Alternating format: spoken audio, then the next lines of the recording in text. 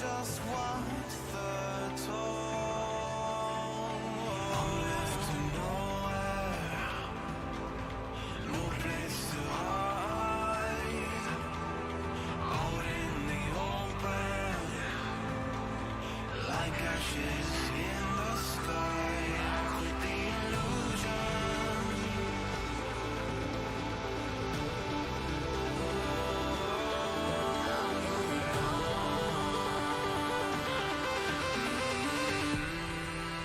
Built an empire of sound as the bridges were falling down. In the midst of endless time, we have built alone.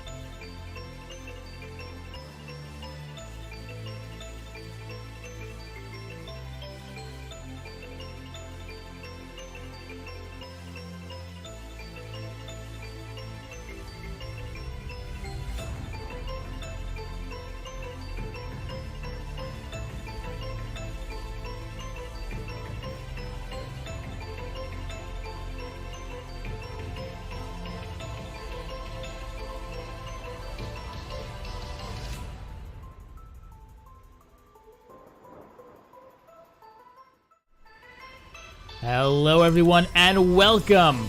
It's Sunday, and you know what that means. It's the First Blood IO Sunday Survival event. And it's been a blast in the past, every single time, so I expect nothing less today. My name is Skyline, and joining me today is a little fuzzy seal, and we have new colorful name tags. Yeah, some of them might be a little bit hard to read, but we'll do what we can for you guys. Like yellow, like light blue and yellow on whites. A little bit of an oversight, I have to say, but I think it'll be all right. We should be able to persevere here. Well, let's see. The plane is in the air.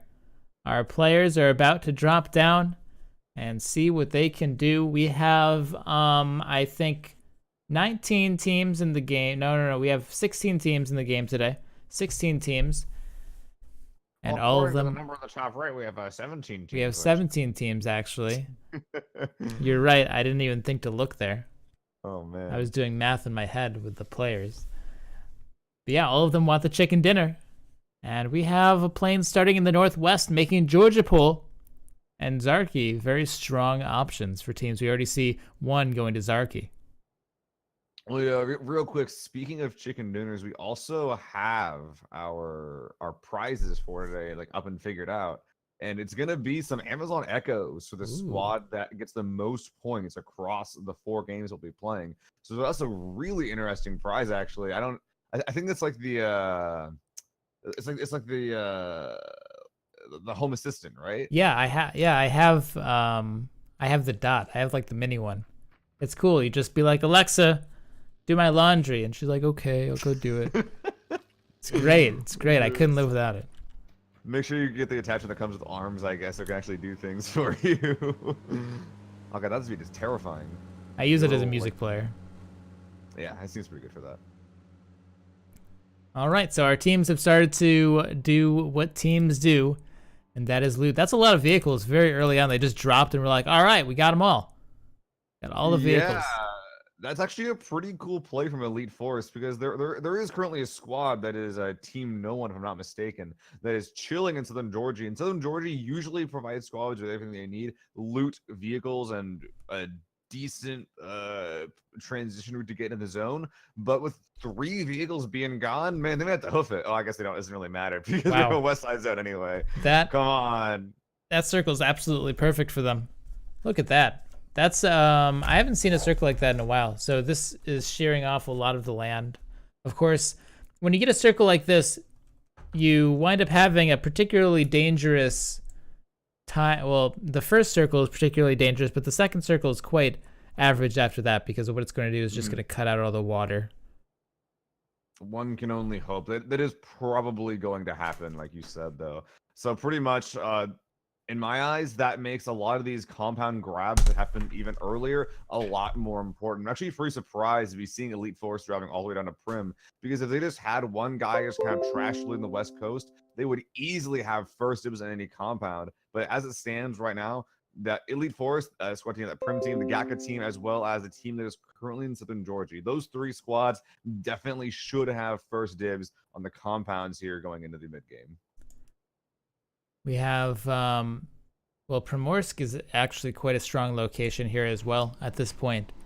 It's on the edge, so they might, I mean, they might not be able to stay in Primorsk for very long, but it's a great place to get looted up and to be safe, at least for the first circle, so you can go into the second. Oh, Wizard. Oh, wow. Wizard fell. Is he going to be our first blood? I don't know where he is. Where'd he fall?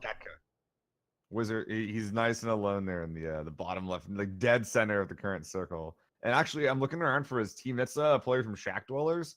There's no one nearby. There's 2 players northeast between Gatka and Pachinki. There's 1 player that's west of Pachinki near the church. He is so far. And that wasn't even a sidecar. You should be ashamed of yourself, sir. Yep, that was a motorcycle accident. Anybody nearby to help? Anybody?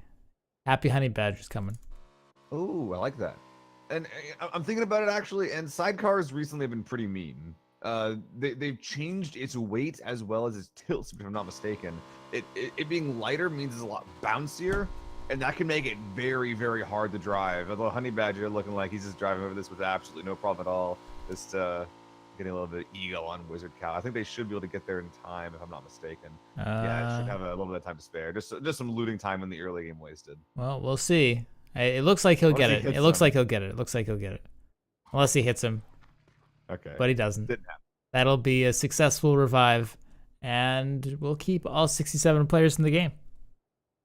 Congratulations, you didn't kill yourself. But the Northeast, though, looks like the reminders of the squad having a little bit of a drive-by, as some players will be trying to get themselves a spot early, or closer to the zone. Looks like not even a shot will be ringing out, though, as J-Dog Duke just able to easily drive on by towards teammates in Gatka. Yep, just zips on right by. We have a lot of players on the far east coast, which is about as far away as you can possibly get from a circle like this. They still have a decent amount of time, but they won't have as much time to loot as maybe in an average game. They'll have to start hoofing it, especially down here in Novorupnoi. Ooh, really? This is weird. We usually don't see this happen. Oh no! Oh no, they got caught out. Wizard Cow, no! Oh no, so they did have that's the negative consequence to getting knocked out of the bike. They got caught up to and invaded. Right now there's only 2 players, but Duke and another is coming to back him up. It's just Happy Honey Badger now, and all he has is a micro Uzi. He's got ammo for days. Well, he has an M16 on his back as well, but that gun is garbage right now. Looking outside, there are a full squad of players that are garrisoning that building next door. He's trying to see if he can find another place to go, find some sneaky angles, some sneaky shots. But man, with this squad over in Gatka being all alone in this building, this is a pretty good building to hold, but it's not 4v1 good. Well, we'll see if they do push, because they don't have perfect information. That's true. This is a cute angle. Is you gonna get someone off this? I think the GT Money saw him. That was a perfect opportunity, but here we go. Here comes Wickers. Here comes Scudfuddle. This is a straight up fight, but they're pushing right now. Happy Honey Badger needs to take this. This is a 1v2. He has to drop down. Micro Uzi in hand, almost no health. The door's gonna open up to 2 players. Oh. Happy Honey Badger takes out 1, but not the other. Scudfuddle and Wickers are coming, but they're a little bit too late. I think that they've lost their teammate. They have. And this is a UMP from long distance. Iron sights on that, by the way. Yeah, UMP Iron Sight's not good. Usually in a normal pro game, we'd be seeing these guys back away, but these guys are out for revenge. They don't care about those echoes. They just want to get some kills, and they are making it work. 2 downs already. The T-Garden is on the right side, getting pressured by Wilkers, but the Wilkers is having a very low HP, getting finished off without even landing a single shot. Coming in from the left side, now there is just the last player. It's Scudfuddle, and this time he realized, despite getting 2 downs, this is too much. No helmet and no teammates is just not a winning battle. He's going to be backing up towards UAZ, leaving this combat in the bodies of his friends, the players on 605 Gaming. Man, I think that it would have been reasonable to try to do that. It was a 1v2. They'd already downed 2 players. Mm-hmm. But he'll just go away. I think that it was sort of a 50-50. I mean, once you down 2 players, there is one already out in the open behind, just with the wall. Yeah, like you've already made the 2-3 push, right? Like just go for it. But either way, Scudfuddle will, at the very least, probably be getting more than 17th place with this play. He'll be driving right away toward a compound that I believe is in the zone, so he should have a decent time here going into the mid game. But this is a pretty popular place for teams in the mid game to be like, all right, we came from the Far East, we have no loot, we have nothing, let's just stop here, see what we can find, maybe get themselves kitted. And if that happens to Scudfuddle, there would be another 1v4 on his hands. Well, he's alone now, so hopefully no one finds him. He's gonna be a sneaky boy from now until the end of the game. Not sure where Lush is going. He looks like it's in that general direction. Although, you know, I wouldn't be surprised if just no team goes here at this point. It might be a little bit too late to go to this compound, but I think that, I mean, Lush should at least scout it out to see what's there. Well, he has a teammate in 100 rounds further west, so unless he's looking for a fight, which I think that's Scudfuddle. No, he didn't just shoot him in the buggy, just spun out because the buggy's a piece of crap. Oh, he has to shoot. Yeah, it definitely has to shoot here. He cannot let teams know that he's here, but Lush isn't looking to stop here anyway. He has, actually has whoa, a wheel. wow. Oh my god, shot out. That's Light Show. That was Light Show to the north, yeah, okay. That was from this distance. Very, very well done. Excellent job by Light Show. Using that Mini 14 to good work. One of the only the decent tapping guns at mid distance right now. ARs have been nerfed significantly at that particular task. Definitely a lot more of like a versatile, you can spray and you can tap kind of weapon right now, but you definitely want to be getting DMRs if you're doing any long range shooting. Yeah, your DMRs, like your SKS, the kind of the pseudo sniper rifles. Those have gotten a significant buff in this patch, so you'll be seeing more of those. Plus, a buff that sort of an indirect buff that I really like is that now you can only get level 3 armor from crates. Only helmets. You can still find vests. Well, yeah. You can only get level 3 helmets from crates. They usually come with level 3 vests as well. But you know what gun is really good against not level 3 helmets? Car 98. Car 98s, that's right. The gun that one-shots to the head, unless you have a level 3 helmet. Before, everyone would have level 3 helmets. So it was kind of a bad gun. Now, no one has level 3 helmets, so it's a pretty good gun. So we get to see more of those sick Car 98 like pro headshots that we used to see all the time. Dude, I exactly agree. There's a lot of sort of like indirect nerfs and sniper rifles that I'll be looking forward to seeing how squads can really show off their marksmanship and actually put some good shots out. Looks like there was a fight happening on the east side, but that will be Evil Genius that are just going to be wrapping around south. No real pressure able to be put up by Espire at squad 3 on the eastern side hill. And looking around the center of the zone, looks like most of these locations will be getting grabbed. Squad 6, that's the guys on Turtle Squad, claiming actually not 1, but 2 pre-centralized compounds there.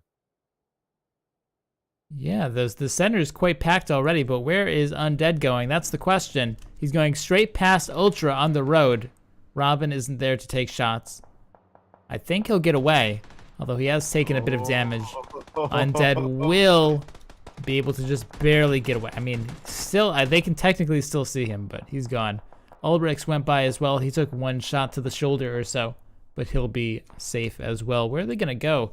Looks like they'll have the western shore all to themselves. Kind of anywhere they want in this area. They can't quite know that, though, so they're going to be very careful going in. But as you said, there's a lot of buildings here on the west side that are currently unoccupied. Something interesting that we're seeing as well is that a lot of teams, and by a lot I mean 2, well, 3 actually, in fact, our 3 pro and semi-pro teams are actually going for 2-2 splits across different compounds. They're actually trying to control as much space and get as many kills early as they can, which in this zone that teams are going to be moving around a lot might actually be a pretty lucrative strategy to go for. Now, these crates are much more valuable. We already talked about this before. These crates are much more valuable than they used to be. Oh, yeah. They used to be kind of just like whatever, but now they're... Where is this crate? Where is it? It's on this, is it Oh, it's over here. Oh, yeah. Yeah, it's over here. So I'll show you exactly what I mean. Look at that. Almost every single That's crate. a 249. Every crate is a 249 Yeah, now. It's yeah. the best ever. Yeah, no, but almost every crate that I've seen has a vest. I'm pretty sure like basically everyone. They all have every level 3 Yeah. item in it. Every crate will have a vest, helmet, and a backpack, which means you don't want one guy going for the same crate. But if you're a squad that'll crate chase, you're going to be very, very kitted very fast. Well, here we go. Over here, we have our first real fight. Light Show goes down immediately to Dave the Crazy, but there are still 3 more members coming. The Grenade will trade that player out. And Dave is in a much more dangerous position than Light Show is, though. Light Show is well behind his team, but Dave's in a frontal position. Let's see, Shark and Puneji up against Ultra and Robin. Well, they try to get up Light Show. Those are good shots. Shark wasn't able to land too much. They're going. Yeah, right over the ledge. Let's see what Ultra can get. He has to land these, but he doesn't. Flexi wins the 1v1. Robin trades out, but Flexi is right there to trade right back. Back and forth, but in the end, it's just down to Tomil. His entire team gets wiped. Looks like he's not too interested in taking this fight. There are a couple of shots being put onto the survivors, though, from the far south. That's Team No One getting a little bit pressured by a flank they can't quite cover. Looks like they were able to get some of the revives up, but I'm only seeing 3 players, excuse me, Shark, Flexi, as well as 1 more. So the 1 kill did go through. It looks like Tomil is saying, all right, I don't care if it's dangerous. I am going in for the clutch play. A little bit late. Robin's bleeding out. Dave is almost done as well. But with this new AK man and with some pressure coming up from the far south side, Tomil might be able to make an upset happen, but it's kind of unfortunate. He's waited so long to do it, but it will be speaking out out here. Oh, taking the his damage! A lot of flubs, but doesn't get a down. He needs to get something going on here, but they now know exactly where he is. He's trying to push in. 2 players prone. He knows around where they are, but that grass is a little bit high. How gets 1, gets 2. There's only 1 left. Why wasn't Flexi there? To the left side. Where's Flexi? Oh, and gets the finish. All right, well, Flexi was off looking at the wheat fields, so he'll lose a teammate for his efforts. He lost Light Show. Puneji is going to be the only player up left alive. I really like that play from Tommel. He knew that those players were very hurt, very, they were not in good shape. So pushing on that, if he pushed a little bit earlier, he would have had the opportunity to get his teammates up. But still, that was very, very close. You saw it just came down to that 5% HP here on Puneji. It was really interesting to see that flank play come up from Flexi as well. He kind of let his teammates realize the cover was insanely bad. Pretty surprising to see the 2v1 actually go in favor of Tommel, but being on that flank pretty much secured that, all right, he'll have no idea where I'm coming from. Just get the, I'm not going to call it a free trade, but get the trade, finish the fight, and revive whoever's left. Pretty good play. Someone got these crates over here. Well, we'll Was it see. Squad 19? We'll see. It might have been Squad 19. That's kind of who I'm looking at, but it wasn't them. They don't even have a helmet on Nomi, so it definitely wasn't them. Wolf has a 4x on the Car 98. If he finds a head through here, it's definitely a down, which is not going to result in kill, but it's very, very annoying. These are scary looking shots. And that'll let him move in as well. Moving past his combat means one player's down, one member has to go out and actually get the revive as well. Looks like that Evil Genius has lost 1 player, but at the very least isn't a death sentence. Oh, this is a bit more of a death sentence though. 1 player getting shot from the UAZ. Another at very low HP. The UAZ is smoking, getting shot out. Just burning UAZ rolling off, just finishing off, whatever. Couple of free kills for Inaxis. That was about as free as it gets. Straight. That was the slowest UAZ in history. All right. Whoever was driving that between the 2 players is currently getting berated in Discord right now.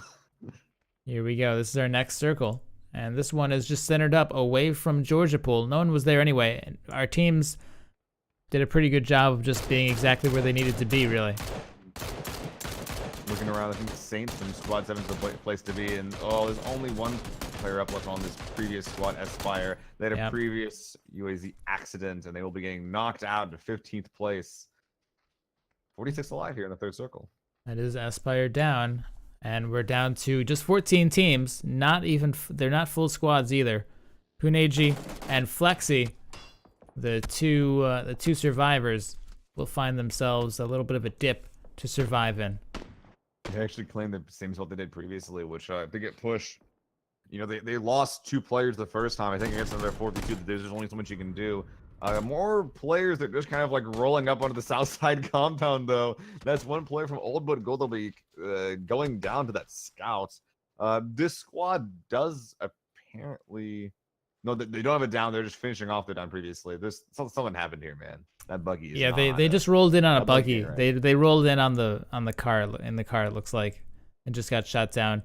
That's 2 squads taken out the same way on the south. That's Are there any left? No, there are none left. It's just gonna be Gaver in his boat. Yeah. He's the last surviving member of his squad, I believe.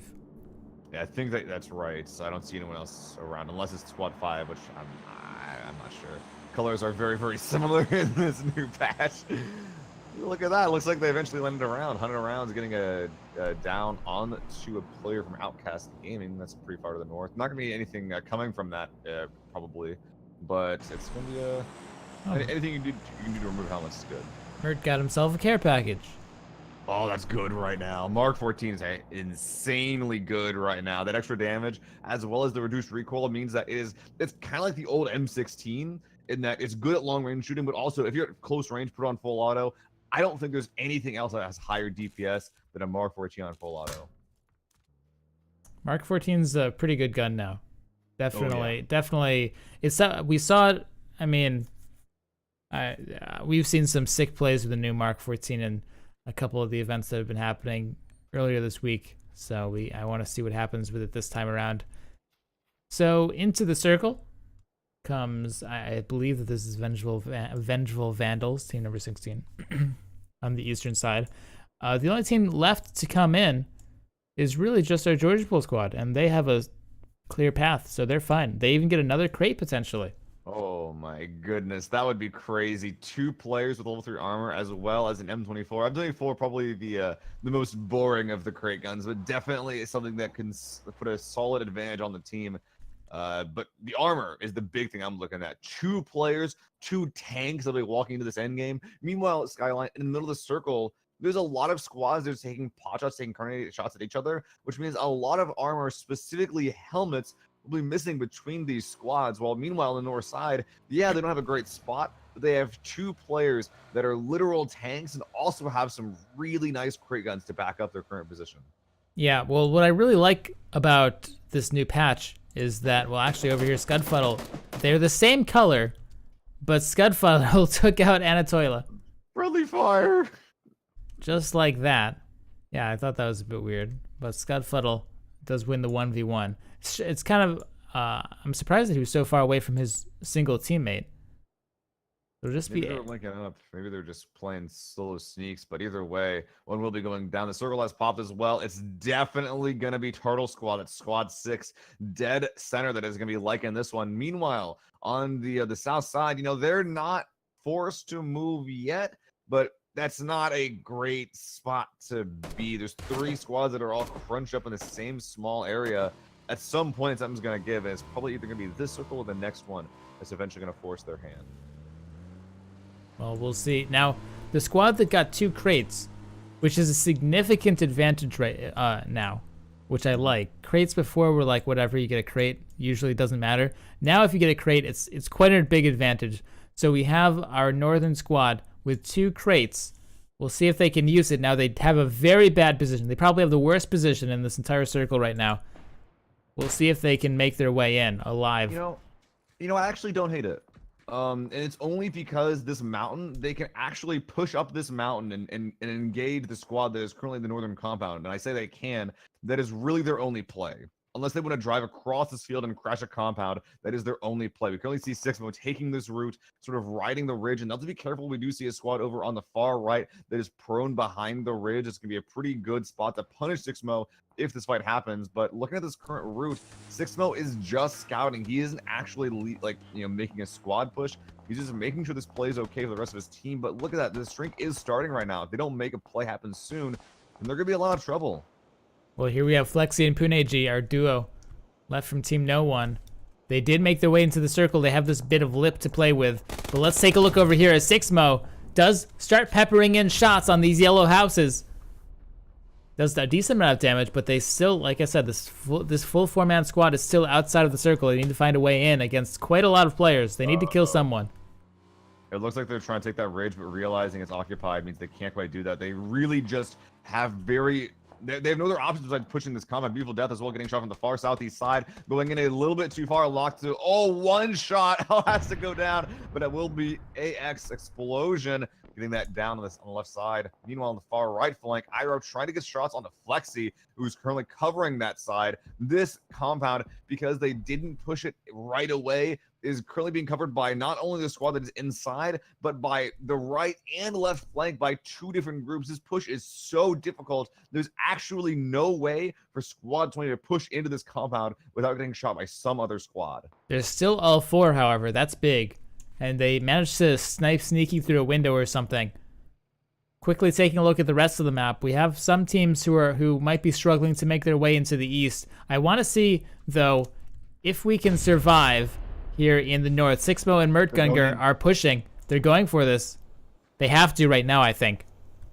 Oh, yeah, and look at this. They're even able to get in the white, so they don't... Now that they're here, they can slow down a bit. They can take the fight however fast they want. The zone will not be chunking them. But looking at this, it looks like the guys on Outcast Gaming, that Squad 4, are more than a little spooked by this. All of them just taking camping positions. Taylor Knox, specifically the closest. AK, no helmet, hiding in the first building. Either way, camp or no, he's going to be the first one that starts this fight here for the guys in Outcast Gaming. Sneaky has quite the wide angle. He was able to find Sixmo, at least about half his HP bar. There's the head around the corner. Watch that. Sneaky with a great shot. But the trade is on Taylor, as Taylor gets spotted in his little campy position. He tried to push up after he heard the knockdown. but gets taken by a beautiful death. So now they need to get up 6-mo, which they will by the looks of it. But a beautiful death is up on point. He claims the camping position for himself in a sign of dominance. This is beautiful death with a 3 armor. Will be using that armor immediately, Wow. only surviving because of it. Literally, if he did not have the 3 armor, he would be dead right now, showing how powerful those crates can be. Meanwhile, another down coming out. Mert will be taking down Sneaky on the far right side. We're trying to confirm that with a frag. That looks pretty good. I think that Sneaky might be dead. Oh no, he's not. He's alive. But all we have left, I think, is La Gaiman. Yes, it is. And he's up against all 4. Around the corner, he does look like he finds the head. He gets it. That's a good down, but he needs to get more than that. A down is not enough to stay alive here. The circle is pretty close. He gets another one. 6-mo goes down as well.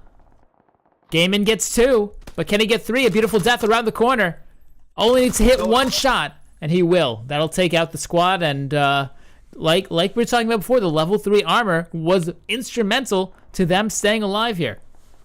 Yeah, if Beautiful Death did not have that 3 armor, then he would have died earlier, and that would have made 1 more player down and only 1 player up to actually 1v1 the last remaining player in that push. So that 3 armor, the only thing that kept Squad 20 between life and death there. They were able to claim that north side. They were able to continue going into this game, but then they're not in the new zone, so they need to get back on their feet, dust themselves off, and keep going. You know, man, this southeast side is looking absolutely crazy. Yes, it is. Let's take a look at this mess that is the southern side. We've been avoiding it for now, but here we have to go. Cow pushes up, takes that explosion. He needs to take out 2 more as well, but 2 that's a hard take to do, man. His teammate Teet is behind him, but he wasn't there immediately. So now he needs to do a 1v2 himself. He's in a better position. His teammate Banger comes up to help him out. Let's see, they could get Cow up here. A grenade would obviously be ideal. Oh no, he'll just push in with a DP. And he gets it on Iku. I don't know where Iku was looking. He was looking at the wall there. But Cow won't be able to get in alive. It's just Rashida in the smoke with 0 HP, but he's alive and he'll be there for now. Yeah, man, this even though they do claim that shed, this southeast side is absolutely a crossfire, as we do see Squad 20 actually wrapping around from the east side, trying to clean everyone up on this little spot, and there's only solos here. They can't really work together. There's nothing going to be happening for these groups here. Rashida as well as ZMBI, the only 2 players out there are trying to make sure they don't get wiped out, but they're forced out of the shed, and 6-mo is right there, immediately gunning it out the M4, but there's this prone player, and Rahizda, hers has happened. He probably saw 6-mo go prone as well, but even though he does have a free kill, if he saw that, he does not want to be shooting unless he absolutely has to. Look at his screen. I see 2 more players just on the far left side. He's going to be letting 6-mo walk away, so he can sneak into the rest of the zone. Oh, this is, He yeah, shouldn't. he can't. No, he shouldn't. If he shoots this player, he's dead. 6-mo's dead, but Rahizda is also dead. Oh, but I think he might have to. 6-mo. I would have done it. Oh, he's gonna do it. He's gonna do it. He didn't have to. But I mean, you can't blame him. Yeah, you gotta snap at some point, man. 6-mo technically didn't see him, but he was right on top of him. Here we go. Timer on. Up against 2 here with his teammate. He does get out 6-mo. That was the vehicle explosion. That was. 6-mo goes down instantly. No down. Iroh's left here all alone. He's pretty angry about that, trying to get some revenge. The down that coming out for Team Galacticos will be getting res as well. A great start for this push, but they don't have time to celebrate. The zone's coming in right now. Oh, there we go. Iroh gets 1. His teammate Mert behind him gets a second one, but he's getting pushed now. He gets it. Really nicely done. The close range headshot will take out Timerone and finish off the squad. Outlaw, though, and the rest of the guys on Turtle Squad is making this push very hard. 1 down already coming out. This compound isn't in, but that doesn't mean they can't stay here until the zone forces them out. This is going to be a very hard push, but they aren't going to be able to spot Iroh coming in from the far southern flank. They're not going to see him. There's a nice little defilade as well as some cover he can use to get in, but look, the zone forcing him in right now. They spot him as well. After you get that down on the Outlaw, and this is not gonna work for Iroh, man. I don't see how it happens. Oh wow, nice onto Merkunger. Don't shoot me. Had a very small window of opportunity there, but whoa, that's Iroh from the side. Watch out for the. Sorry. Watch out for the for that M24. So now he's still alive, up against manageable odds, to be honest, with that down. If he didn't get the down, I would say it's probably impossible, but He's only up against 2, and it looks like he'll be able to get into the circle. Maybe he can get this wall. Yeah, it's gonna be really on a Hunter. Will he? Oh, actually, gets it down to Hunter as well. Oh my goodness, this guy is an absolute tank, just rolling over anyone who gets in his way. Don't shoot me does get res though, but at the cost of one Hunter's life. And now Iroh, he just didn't look. He didn't look. Oh, there we go, Outlaw. He gets that down. There's only one player left. Skyline, who's gonna win this 1v1? Oh, it looks like it's gonna be. No way, Iroh. That was a whoa. That was a weird angle. I didn't think he was gonna do it, but he just barely.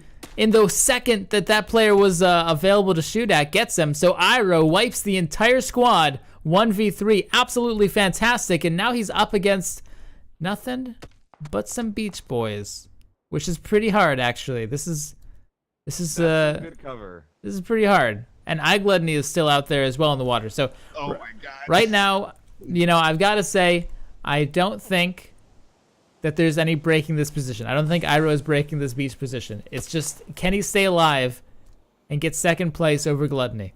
He doesn't even have a helmet, man. This is just target practice for him at this point, and not the good kind. This is saying, all right, I'm already dead.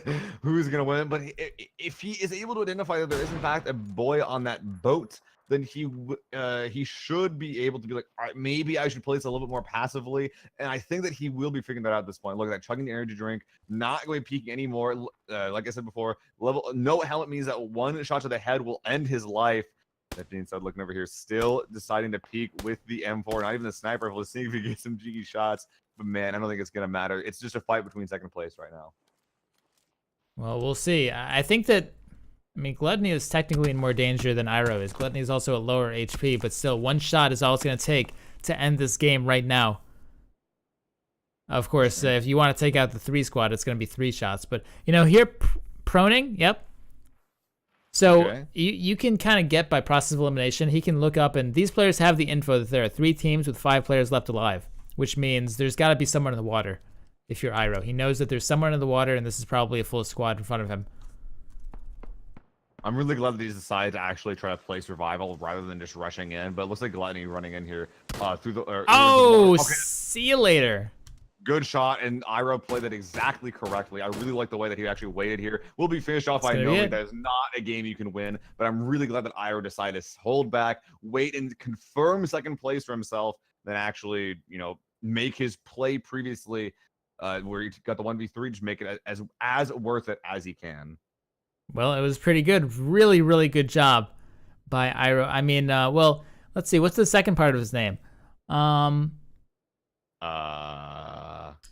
Sweet 2 Diva. Yeah, maybe an Overwatch fan. Maybe. It's possible.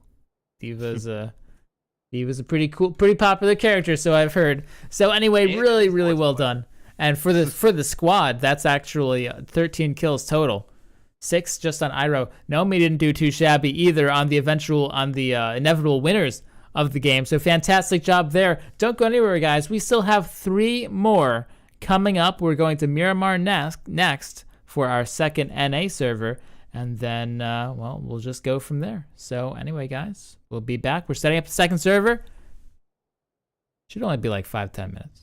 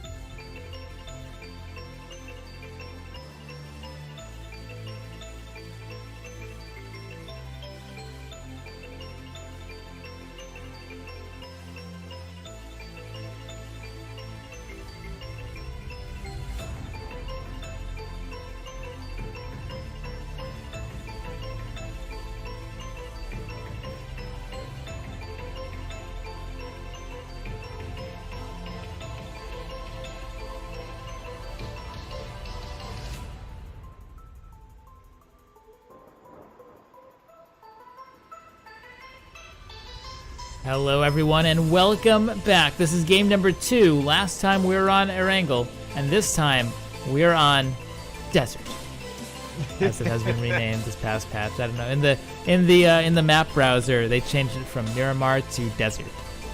So who knows? Yep. Who knows?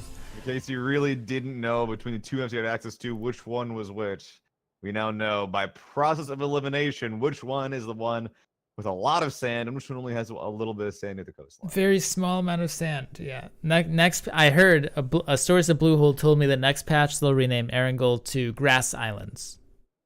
It's very simple. That's official then. All right. Yes. And then they'll rename that new map that's coming out. The new map is actually going to be pineapple trees. Pineapple. Yeah, palm trees. It's gonna be just jungle. Just jungle. And those 2 words.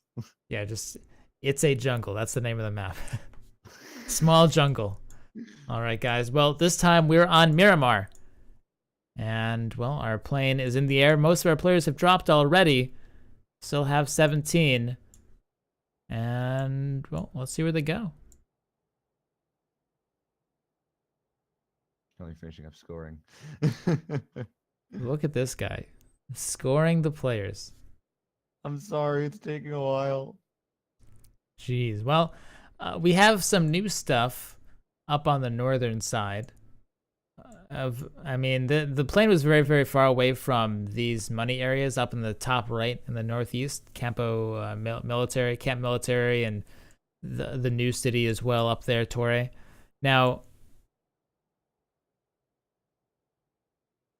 at this stage, usually Miramar is a big enough map for 17 teams that we usually don't see a tremendous, insane amount of conflict early on. But we will see. We will see. I think that's going to be happening a little bit more as well, because the big thing that happened that happened on Miramar is that they took compounds out of cities and scattered them around the map, which means that a lot more people will just have an easier time. It's like, all right, I find a color early game.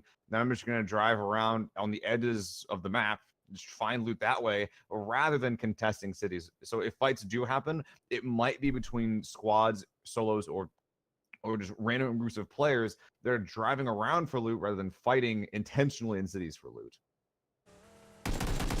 Senpai, Ria Senpai, finds 2 in a hot rod. They'll get away relatively unscathed. No damage on that either. Just took 1 shot to the toe or something. I don't even know how that's possible, but they did, because they have no armor. But they'll get right on by without a problem. They're going through San Martin all the way through to Hacienda, where their teammate Cow Leet Killer, the greatest player of all time, is waiting for them. Dang, look at that zone. Yeah, that zone is it's in the far southeast, lots of water. So with this zone, we'll probably be getting into this area of the map. On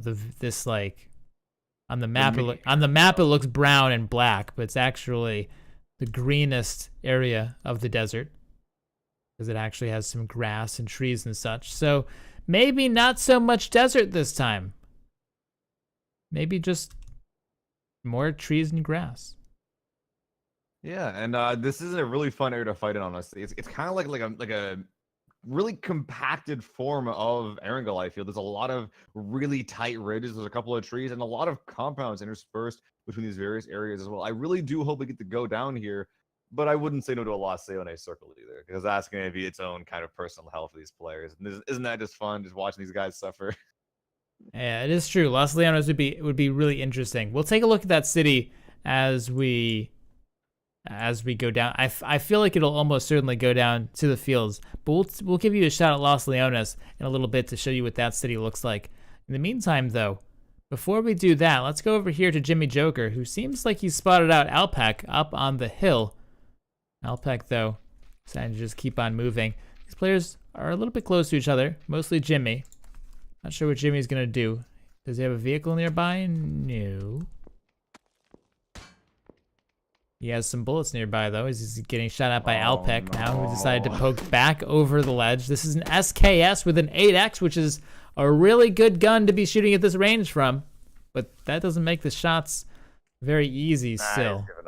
It's a really long way away. I don't care how good your gun theoretically is at distance shooting. If someone's like 500 meters and moving, then you might as well just be like, all right, I'm taking the 10% chance to hit this guy, because if he moves, I miss. If I don't aim correctly, I miss. If there's an invisible ridge that I can't see because it's Miramar, I miss. There's just so many variables that come at shooting at that range, and it can be just a little bit frustrating if you have such a low odds of hitting him. I mean, yeah, the shooting is pretty hard in this game, as Oh, yeah. as if you've played this game, which most of you have seen. Shooting is pretty hard. Let's take a look at Los. Ooh, yeah, Los Angeles, as you were saying. So this is the area that the zone might end in.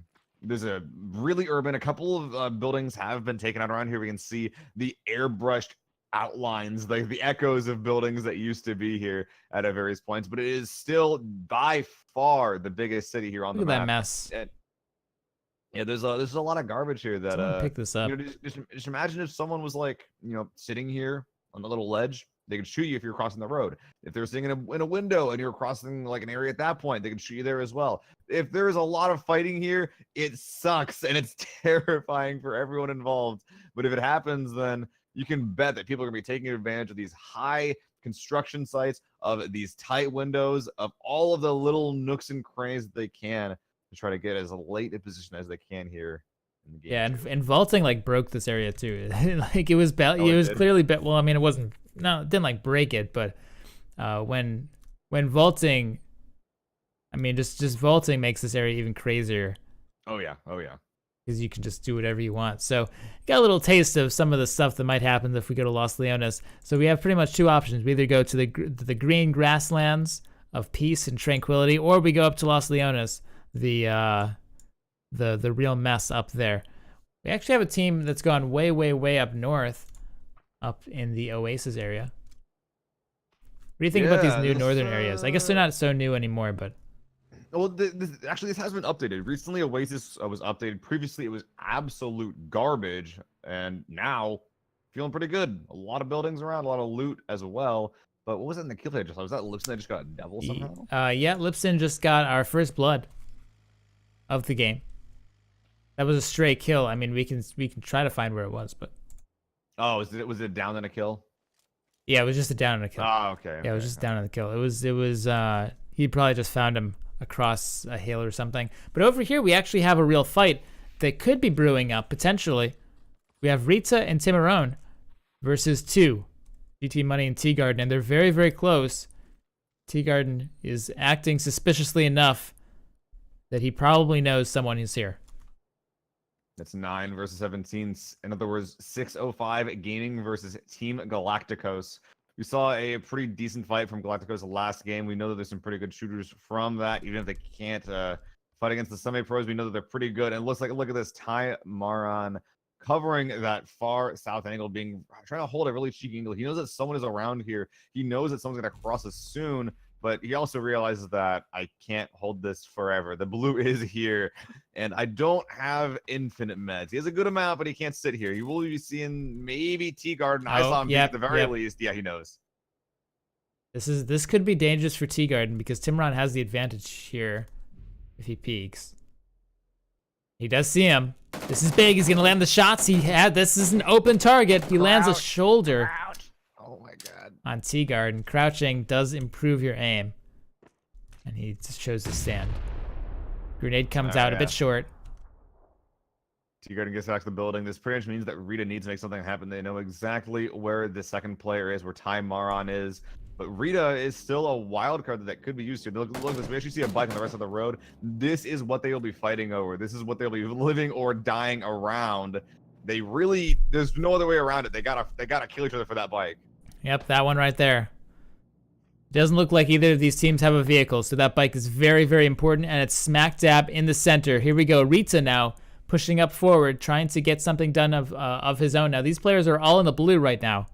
Doesn't do a tremendous amount of damage at this point, but it does do some. It does enough to be annoying, especially when you have low meds like these guys. But Tea Garden gets spotted right over the ridge. Rita gets an easy kill, but there's still one more left. Where's JT Money going to go? He's going to go... Yep, he's saving. I agree, he shouldn't run.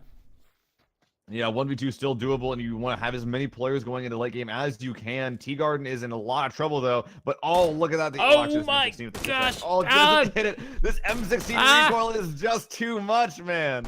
Wow, okay. His mouse was 1 pixel away from the head, but now watch out. Rita with an AK over the ridge. An M4 in GT Money's hands, but it's not going to be enough as Rita with the double will take out this area, get the motorcycle, and live to tell the tale. Big win for Galactic Coast, but they have a long run to get back to the zone. That's a long way to drive. Let's count this like 3 kilometers just to get to the edge, and the new zone as well, favoring the south side, still keeping a good amount of water in. That's 4. 1, 2, 3, 4 kilometers. I think the new white. Oh yeah, that's a long way to go. In fact, the bike might not even have enough gas for it. That is about it. That is about as far as I've ever seen anyone need to go. That's pretty far. We have a crate. Road trip. This is gonna be a sick crate no matter what. It's gonna take a week before we get over the whoa, look at all the stuff in this crate. It's so cool. Amazing. Wow, that's actually terrible. I mean, like it's real. I mean, it's obviously you get the level 3 vest and level 3 helmet every single time. You just get. I thought that. I didn't know the backpack was optional. I think that the vest is. I think that only the helmet is mandatory. I think the vest is technically optional also. It's just that it's very, very common. Yeah, I crate chase in public matches, and I have never not seen a crate chock full of that stuff. But I guess I've just been getting really lucky. I think that it's like a 90% chance or something. It's very, very likely, but I don't think it's a 100% thing. Oh, so it's a slap in the face if you don't get it, just being like, yeah, the helmet is mandatory. I don't know if the armor is mandatory or just very likely. I feel like I saw one without without armor the other day. No, that's not real. That's not real. Don't mind. Yeah. Don't mind.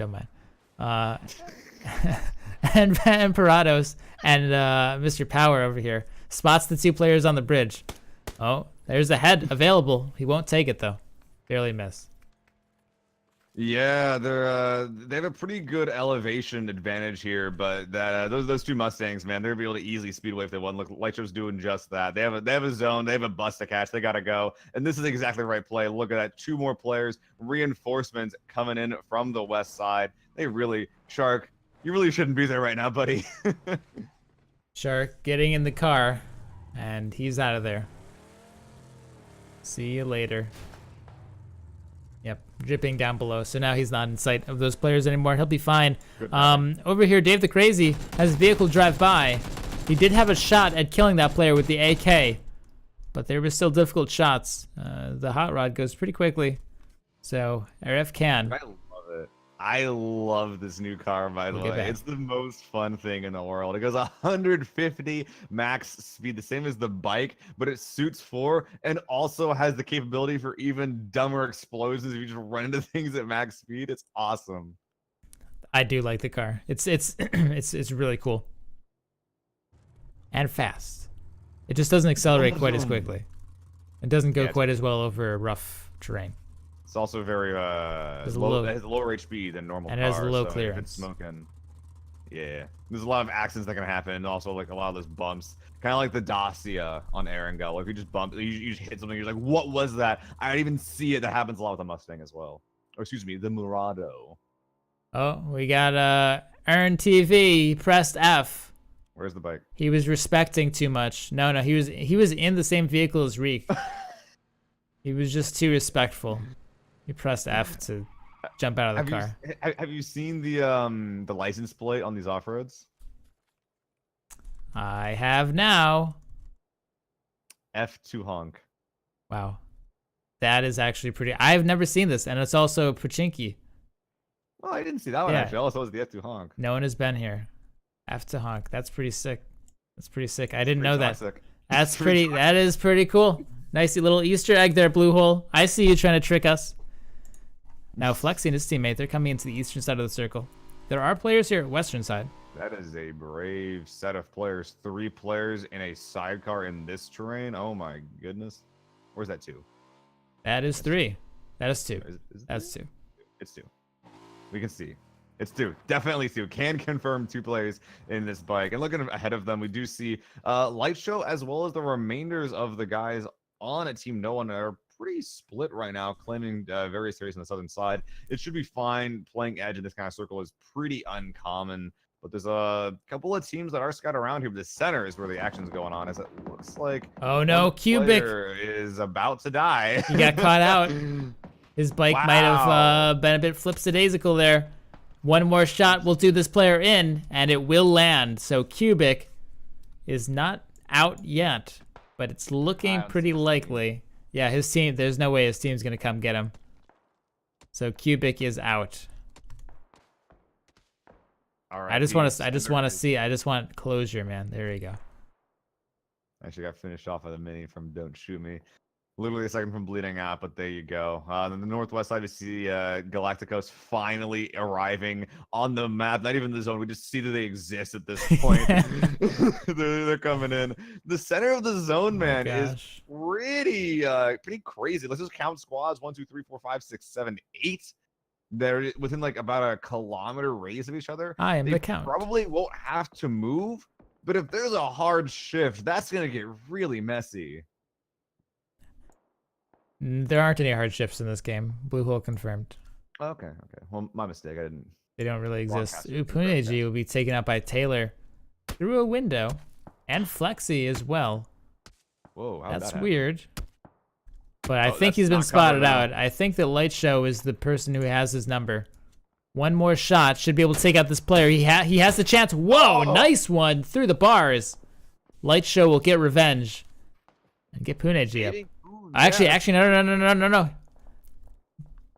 I don't know. Puneji is really low.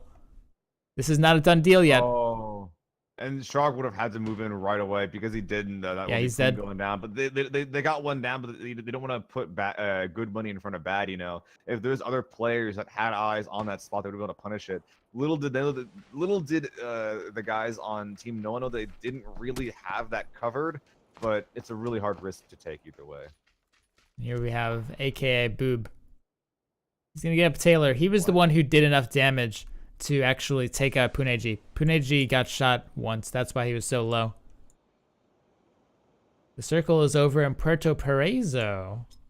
Ooh, kind of like the La Pavka of the map. I like this coastal city, but it's not really a good place to be in the late game.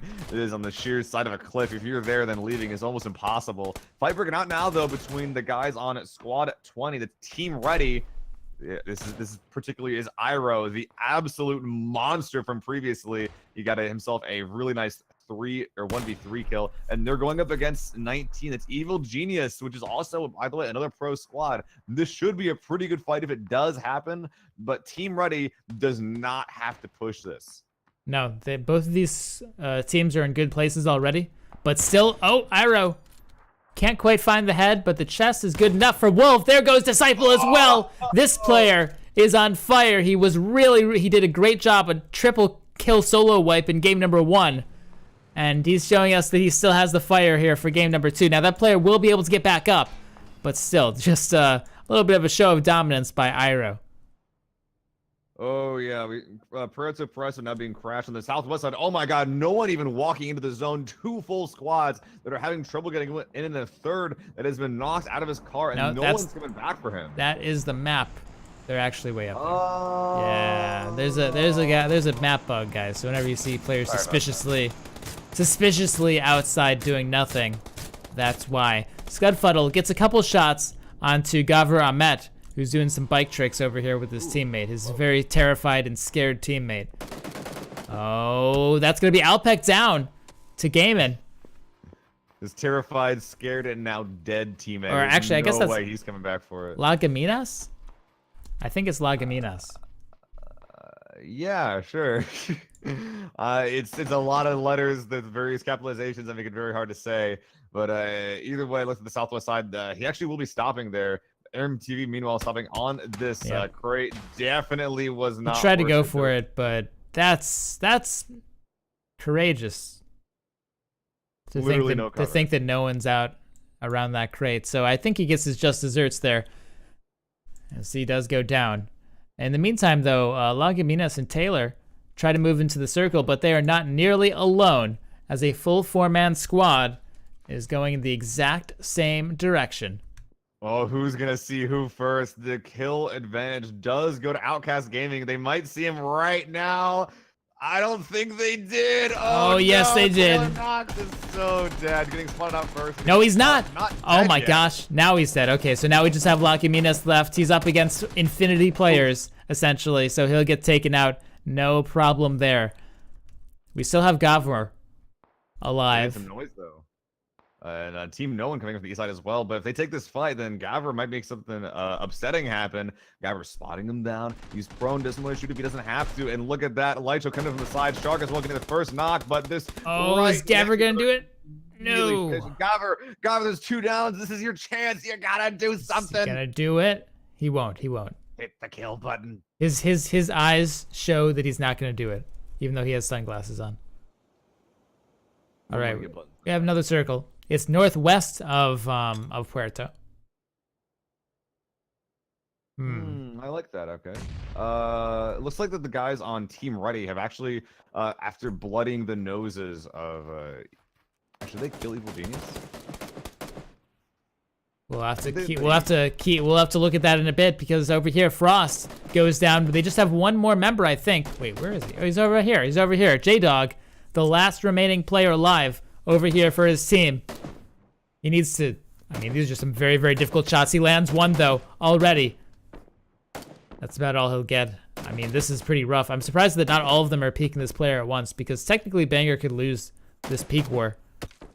Yeah, it's more than likely as well. Banger's peeking without any cover. J-Dog's But been doing J-Dog a can't great hit him. job so far, but it's just too much. His peaks are much too short. Like he peeks right, there's another full HP guy ready for him. There's even Zim on the far right side that somehow hasn't shot at J-Dog yet. But either way, man, this is just not good for J-Dog. He's gonna die eventually. Look at that, a shot almost ringed by his head.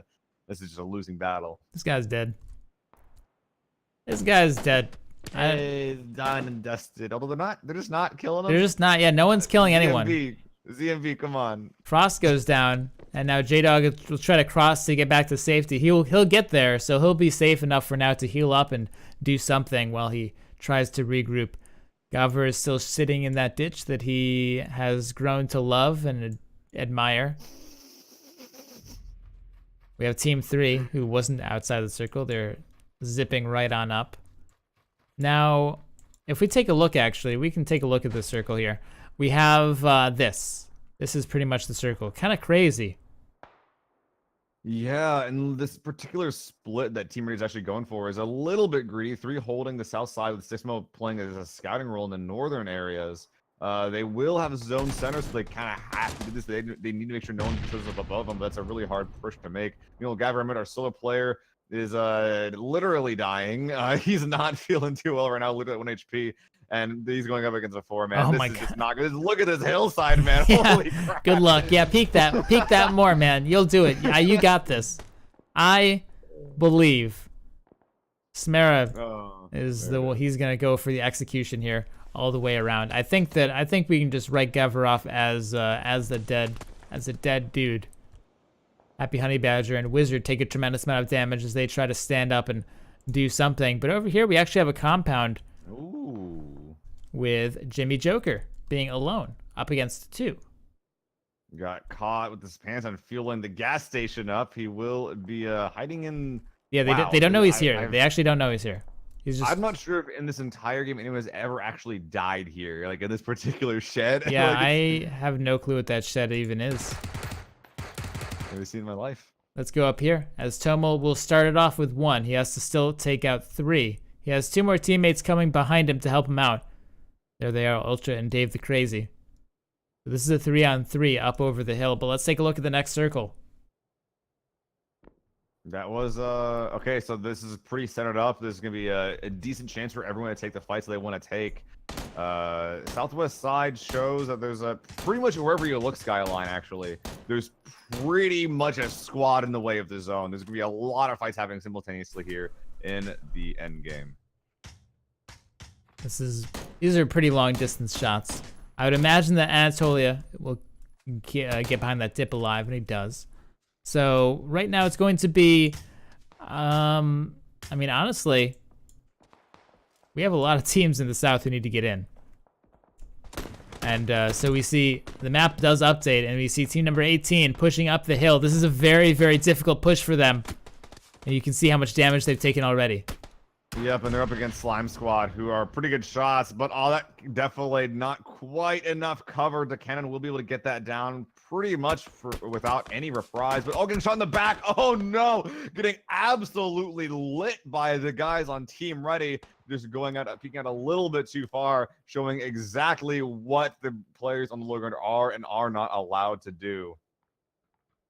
Wow, this is rough. This is such a good angle. In fact, this might be the best spot on the map right now, taken by this team. There's a fight happening over here on the west, however. African YouTube, or African. Or Arifcan. Arifcan. Wow. Arifcan YouTube. Well, he is on YouTube, and his name is Arifcan, apparently. Anyway, Smoke will try to help out iGluttony, so he'll get this player up. We still have Wizard Cow left alive in the southeast. I mean, this is kind of a crazy approach here, as we just have Ziggy. He will take out Cowleet, but that's it for him, as he'll be traded out immediately by Teat up above. Let's take a look at this rotation, however, by team number 12, as they're coming right behind. This is a perfect angle, if not for that smoke. He can technically see Arifcan. M20, M4 spray, not gonna do it. Yeah, that range is definitely a bit too far for consistency there. It's going for tapping, eventually gets a little bit of damage on him, but can't quite see him between the trees. The smoke is pretty much out of play now as well. Will eventually finally get that kill, but Gluttony right below him going for a push. Might be making something happen, but no, they're getting lit by squads, and that's back from Zarky to the north. That has a pretty wow, that's good. That's perfect. Good. See you later. Oh, man. Really nicely done by Anatolia there. Mr. Power goes down, and as a result, this is looking hopeful for them. They can potentially do this now. He needs to win this 1v1 against Sparrow, though it's necessary. It's absolutely crucial. Anatolia can't go down here, but he does. And so they'll be able to clean up the hillside, at least partially, of that team. We still have Wizard Cow, who needs to make some magic happen, really, honestly, to stay alive. He has no health. Take out that Car 98, dude. All right. Going for a pretty sick play, but Robin is going to finish it, but getting shot at by squad till the winners of the hillside beforehand, pruning in the exact same goalie. That Cow is in just a little dip in the way. Meanwhile, Ultras are going in for the push. I think he got one down. There is currently 1v1, but meanwhile, Wizard Cow could be the wild card here. Maybe trying to make something crazy happen. He is kind of crouch around, pittering around. But while that's been going on, man, Squad 12, the guys on iNext are getting absolutely demolished. And there it is, Dave the Crazy finishing off Tuca. Wizard Cow can see that in the kill feed. Let's decide if he wants to try to hope that back from Zerky forgot about him, or if he should try to sneak past. If I were him, man, I'd just start running. Well, let's see. Up against another team now. Dave the Crazy will go down. That's a good start here for the Cannon squad as they go up the hill. That grenade looks a little bit far. Ooh, that looked promising. Oh, that looks pretty close, actually. Not quite, yeah. Only partial damage there, but Cannon will use the opportunity to come up. 1v1 versus Ultra, and whoa, just at the very last second. It was looking bad, but he'll nail Ultra in the head. So Cannon will take the 1v1. Slime Squad lost the fight in the left flank as well. Robin going down is just going to be Tommel like, once again playing the he's really far away. Yeah, Wow. he's not actually part of this fight. He's actually playing for placement at this point, realizing that he's there's just a few too many players on that side. Just another solo that will be adding to the solos that are dotting this countryside right now. One of them being Wizard Cow, who has been able to sneak by, moving up on the far west side, might be coming across almost, but he's spotted from the far south side, not quite in cover. This is feeling like the beginning of the end. Shots are going by all around him. Run, Wizard Cow. Oh, he's safe there, actually, for now. But Cannon, of course, is pushing up. Very low health on this player, though. He needs to be careful. He'll prone and heal himself. But it looks like Wizard Cow is safe for now. Tomo, in the meantime, though, he's trying to find something. This dip will be great. It's in the center of the circle, which is good, kind of. It means everyone wants to go where you are, though. Yeah, but at this point, it's be pretty odd for someone to be in that spot. Meanwhile, here on the southeast side, Team Ready finally forced move from their compound. They've been putting a lot of pressure. They've been having a very great impact on the southeast side, but now they have to move in. There's another full squad in the form of Evil Genius to their north. They were able to get some knocks on them, but not actually confirm anything. So at this point, 6 teams up. 4 very powerful ones on all the corners of the zone. Looks like Evil Genius now versus Saints is going to be the next fight that occurs. Well, let's take a look here. We have the circle moving in. It's going to update in a second. Any second. Any second now. 3, 2, 1. Who's going to get it? Nobody. No one. Tomo will in the center be. But that means that he'll be pushed by this full 3-man squad by the looks of it. Maybe. It's kind of hard to tell where they're going to go. Either way, that back from Turtle Squad, that Squad 6 pushes. To their north, they have Saints in Squad 7, and to their east, they have a couple of their guys on Team Ready to deal with. So it's not really a clear path to take, but it looks like on the north side, Squad 7 really pushing south a little bit toward the guys on Turtle Squad, so it might be a fight breaking out because of that. Either way, though, they got to move somewhere. They're not in the zone. Buchanan takes a big hit there, so he's forced to heal up once again. From Brahuzda's Car 98. They trade back some damage, so he'll have to heal up as well. But right now, if we take a look at this circle, no one really has a tremendous amount of control. Let's take a look at Team Ready. This is team number 20. As they move up, they might see Zwats in just a second. In fact, I think Zwats saw them just barely over the hill. He peeks over here. Ooh, grenade. Cooking it. Over. Oh, that looks good. Maybe. That looks good. That Oh, was but pretty another one gets thrown out by Mertgunger as well. So they actually both do a little bit of damage with the grenades, but it's not close enough to finish him off. 6mo will get taken out, however, by Nomi's M4 from a distance. Iro as well, so now it's just down to Mert. All these players trying to make their way in, but they're just getting torn apart by the players uphill. Mert is pretty much gone for the solo dip play. Tomlin is here in a smoke cloud in the goalie that will not be visible by Iku, who decides to go right above it, can continue pushing on. They're actually going to finish off Turtle Squad here on this high ground. Buchanan is getting rezzed by L2P Lush, but he didn't clear the smoke cloud. I think it's just been at this there point. we go. I'm not sure. He just walks right into him. This is not going to kill Tomo. Tomo gets 2. Turning on Explosion as Tomo well. gets 3. 2 right away. Oh my god, look at that kill feed. Oh my gosh. Tomo gets 3. That's a triple for Tomo in the most unreasonable scenario possible. I can't believe it.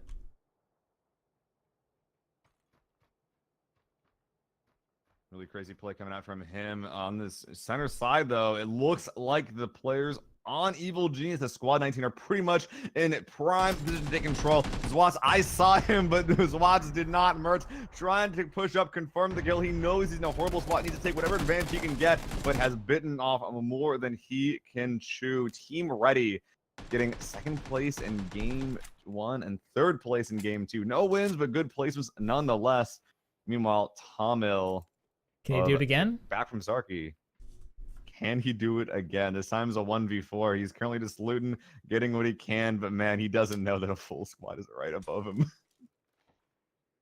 Okay, well, I think he's thinking that they're further down the hill, but now he knows better. He takes down Zwats. Let's see if he can get another. Wolf dropped pretty low as well, but this is looking bad for Tomo. He'll go down despite a valiant effort. Really, really good end game there.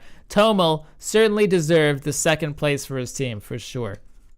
Man, that was a really messy mid-game. Just a lot of squads just trying to grab whatever little ground they could. But it seems like every single ridge they went to, there was a full squad that was waiting to prevent them from crossing that hill, from crossing that road. Any sort of vulnerability that you would show would be immediately leapt upon by squads that were further in the center of the circle. So great job from our top group, specifically Evil Genius, our 2nd game 1st place winners, from being able to identify where the safe spots would be, avoid them, or go to the safe spots, and then just pretty much have a relatively chill game for themselves, claiming 1st place with 5 kills. Well, that was game number 2 in Miramar. We are doing half NA servers, half EU servers. So we had our NA half, and now we're going to EU back to Erangel next time. So don't go anywhere, guys. We'll get game 3 set up for you and underway in just a bit.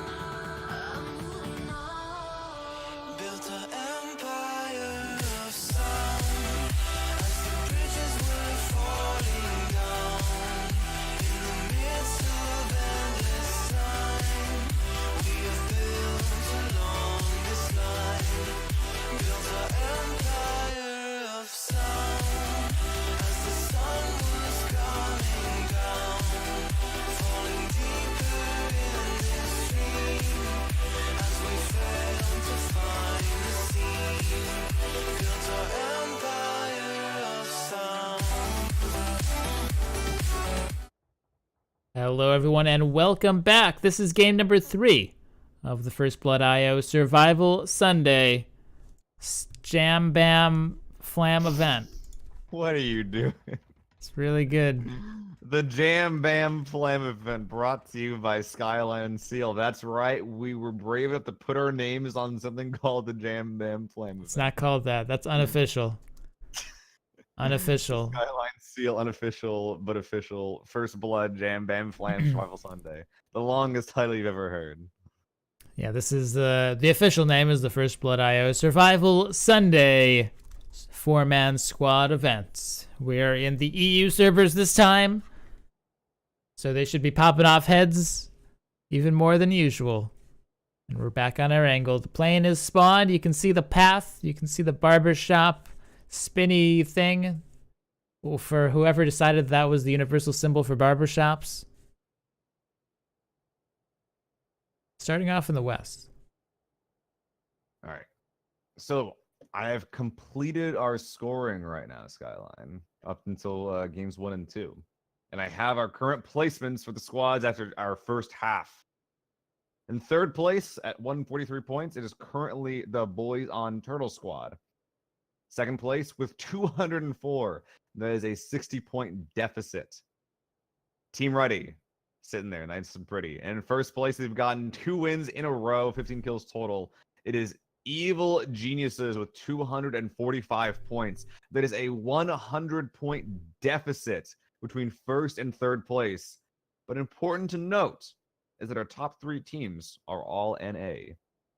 Ah, all right. So the way this works is because we have both North American and European teams together in this event, to make it fair, the first half of the event is on NA servers. The second half of the event on EU servers. So NA currently in the lead. Let's see if going to their home turf will give our EU boys a bit more power behind their punch. Now we have quite a few landing in Yasnaya, not as many staying, as Totally Not a Panda, I believe him, by the way, is driving off with Rahizda. We do have 2 teams here, though. 14 in the north, 10 in the south. I believe him. That's pretty funny. Yeah, the circle that we got, though, it's been a hot second since I've seen a milli circle, but this is going to be one. And I don't want to say it, Skyline, but I'm going to. No chance for going north. There's no chance that this circle's going to go north. I mean, yeah, it's definitely on the island. That's for sure. You know who's not on the island? Anybody. And nobody's on the island right now. We have our first team making their way across the bridge, and they're going to profit significantly from this. They can go anywhere they want. Whether they're courageous enough to do so is yet to be seen, but they can. Team SPY are calling it. They're going to win. That's what I'm calling. That's fast. That's a fast call. They've already gotten first place. Game 3's done and dusted, boys. Let's go. Game 4. That's fast. Yeah. Well, 5 in a game. Fastest game of PUBG ever.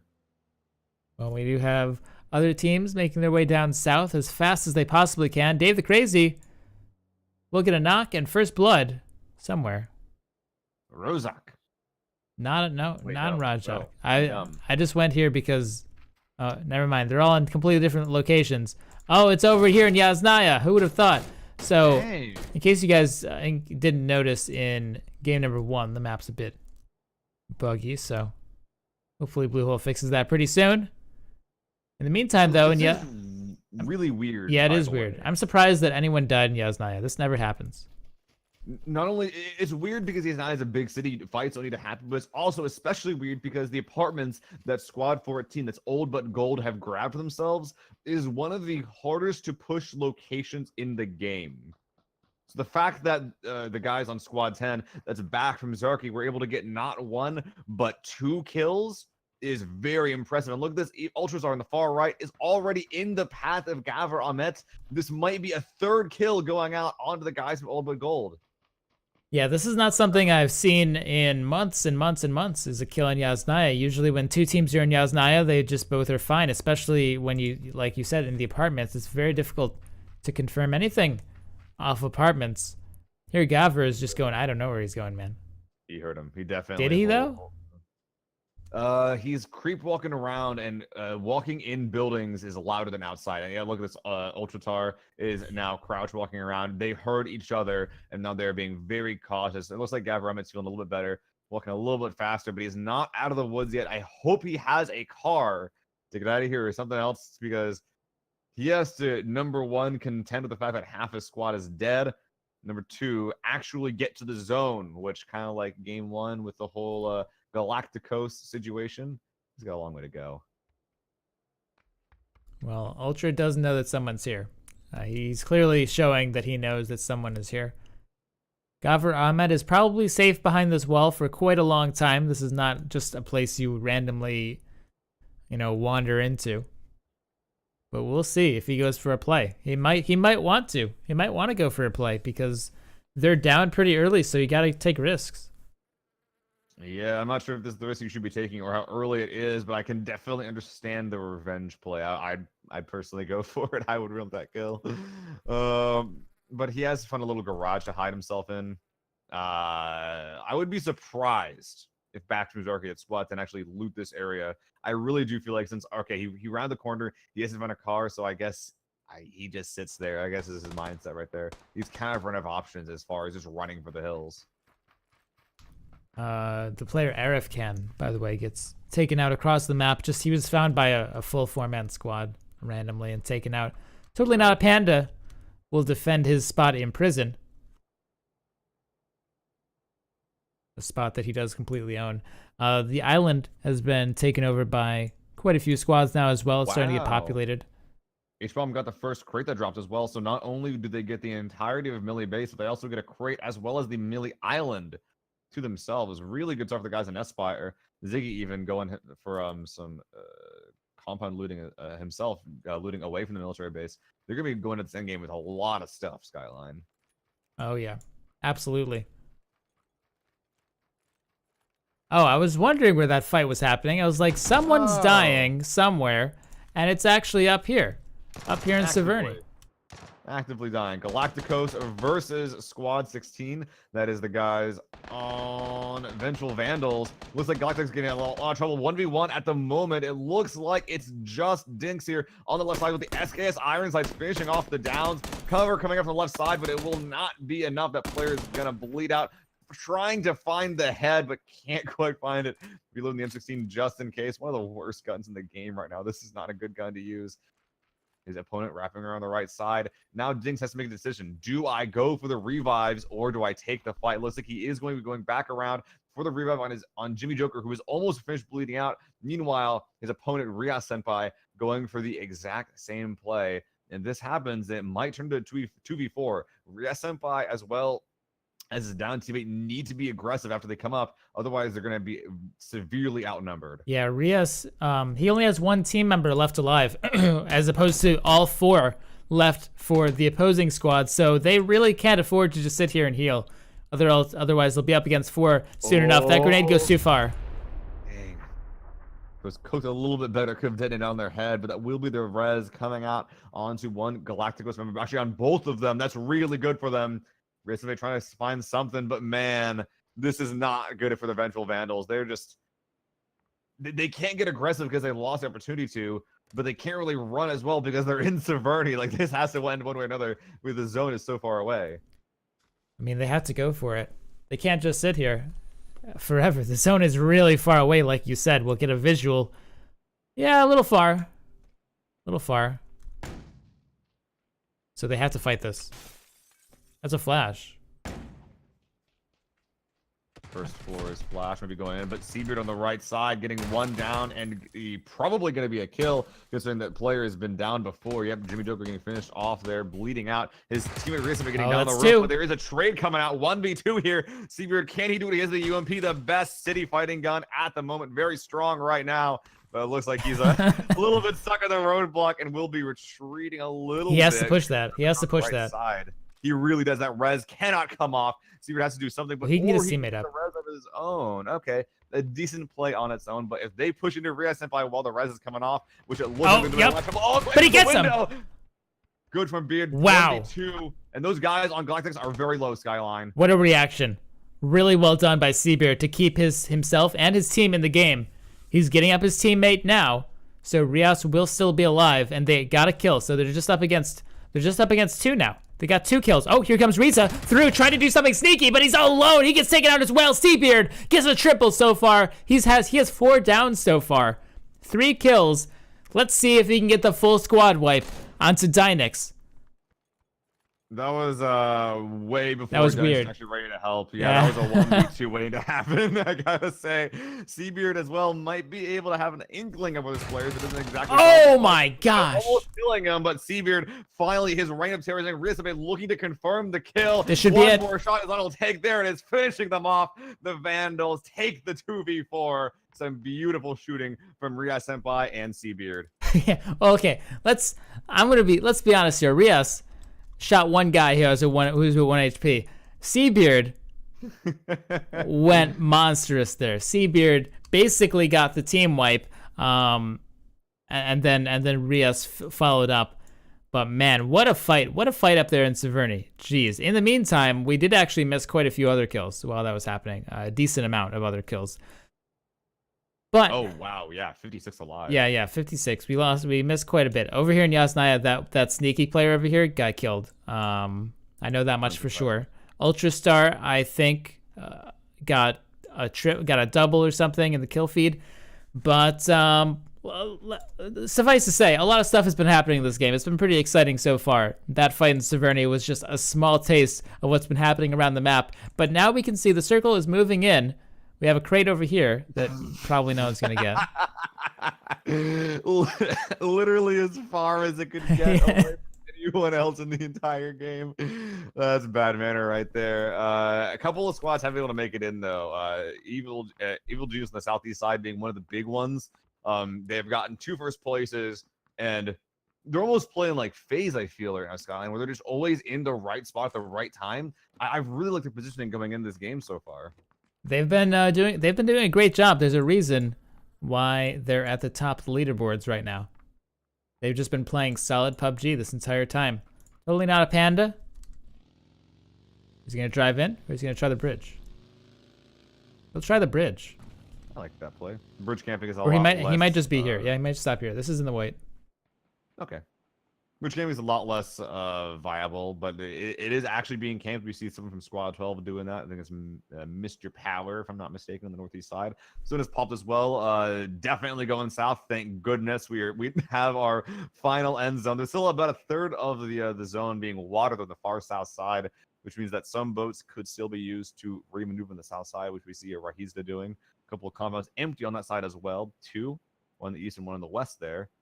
So a couple of squads could be grabbing that. Looks like Nomi might be scouting this out for his team. Yeah, we'll see. Well, a common strategy here for these teams over on the outside of the circle. Yeah, Nomi looks like he'll find the rock formation over here. So a common tactic for the teams here on the outside of the circle at this point is just wait as long as they can. And you see that most of these players are already starting to move in. So if you just wait long enough, eventually these bridges will be clear because everyone will have moved on, and so you can just move in safely. Yeah, it's a really strong strategy, especially with the enhanced blue damage. No one wants to sit there and tank it. As long as you have a little bit of meds, maybe full stim, have a couple of extra bandages ready, it's a very safe play to make. But oh, look at this. L2P Lush is rolling up on an occupied combat. It is just Nomi, though, and that is an M16, no helmet, and no ammo. I'm not sure what Nomi's been doing so far. Oh, they identify it. Positioning. Yep, they're going to call the bluff. Nomi trying to shoot to tell him to get away, but I don't know if he will be able to. He loses a wheel. He can still drive away, however. Don't shoot me. Has an angle. He can still do some damage here. He lands some more shots on the buggy, but Nomi will get out alive. And technically, he still has his buggy, although I don't know if he wants to drive it anymore. Only has 1 wheel. Out. Nah, Nomi's in a very horrible spot right now. 0 meds, 0 equipment, an M16 and an Uzi, no armor as well. I'm surprised he got away from that one to begin with, but even while disengaging from that first fight, he does have not 1, but 2 squads in front of him. Axle Explosion, that duo right there for Squad 7, as well as the full team of Team No One on this far southern beach side right there. So I think that Nomi honestly just left the blue tank and play for placement here on the south side of the water. Well, we'll see. We'll see. He's still in the circle. He has some time. I guess it depends on whether he gets the next one or not, the next circle or not, and also whether he decides to climb up here and maybe just be killed by Axel and Rahizda. Oh dear. They can hear him too. I'm not sure. Yeah, they can't. They didn't hear him. Maybe I don't know if it was possible for them to hear him, but they didn't. So Nomi will just climb up. Okay, this so he has decided to take the actual sneaky, actually play the game routes, which means there's a lot of people that can and will shoot at him. One of the players here will be taking shots. I think that was Light Show. Actually, no, Yeah, Light Show was taking shooting shots. these guys. Yeah, he's shooting at the duo. No one has spotted our lone Nomi yet. Actually, yes, they did. Yeah, he got shot at. You see? Yeah, I think these are Yeah, he got shot at. So he'll have to jump into the water. Our circle has updated. No, it'll update pretty soon. We can see Wolf make his way across the bridge, like I said before, waiting until the last possible second to transition. I mean, literally everyone's doing that. It's pretty funny. You called it like 3 different squads go for it. A second, no, this isn't the same squad actually. This is a squad 9 that'll be getting the M24 as well as full armor and a scope. Feeling pretty good about that. Are the guys on 605 Gaming, but honestly, I'm surprised they went for that. If I saw that crate in this zone, I'd be more than a little frightened to go for this. But hey, yeah. I think at this early stage, military base, there could be a team in here. That'd be pretty scary. But there isn't. So they're able to take the crate. Good for them. Good Slick. job. We still have these teams that are very scared. I said they would probably be waiting, but I didn't know they would be waiting this long, perhaps. The Sev team is so scared. Ria Senpai and Seabeard, they're so far away from the 2 bridges. Yep. Wait, do they have a car? Can we just see if they have a car? Yeah, Can we they confirm? definitely do. Otherwise, they wouldn't be able to get here. I mean, are you sure? That looks like it's out of gas.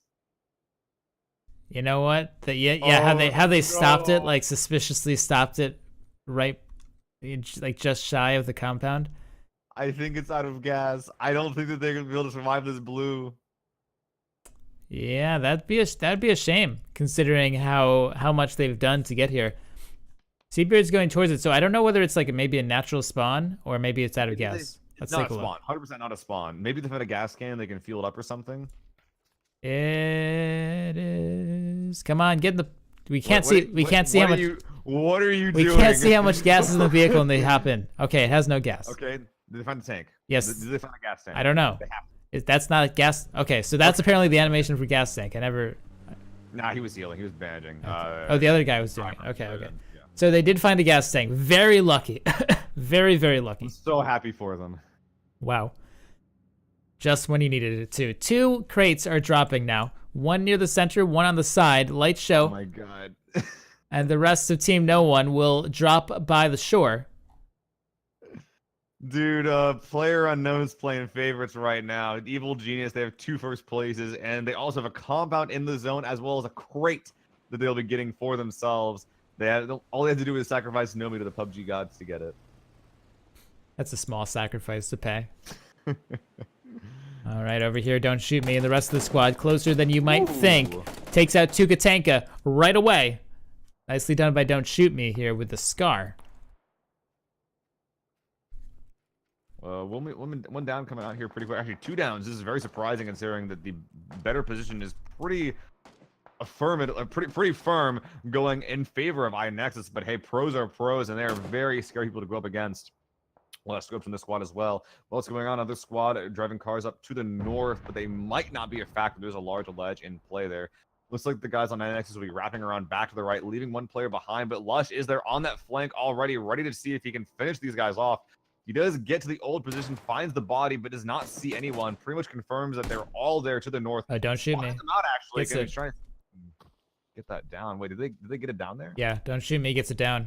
Oh my god. Now it's just down to Smera, who needs to make a miracle happen here. It'll be very, very difficult to push back this team, and they're not stopping either. This team is definitely 100% going on this player. Now, it's a little bit hard to find a prone player in the grass, but if you sweep through, you can find him. It's a cannon, getting pretty close to Smera. Smera, I mean, at this point, he just needs to try. He'll take out 1, but I don't think he'll take out any more than that, as he has 2 players bearing down on him immediately. So DeCannon will get knocked, but not nearly out, and they'll keep 4 up alive. some serious clench there for Decannon. They're trying to get shots on back from Zarky as they drive their way in. Robin is there saying, hey, it's clear. Come here to the missile silo bay. The missiles are gone. Here's the DP. Oh my goodness. I'm not sure if you got to use this gun before, but man, this gun while prone is an absolute treat to use. 0 recoil at all. But when you're going against pros that can blow your head off after a small peek, I'm not sure if going prone is the best strategy.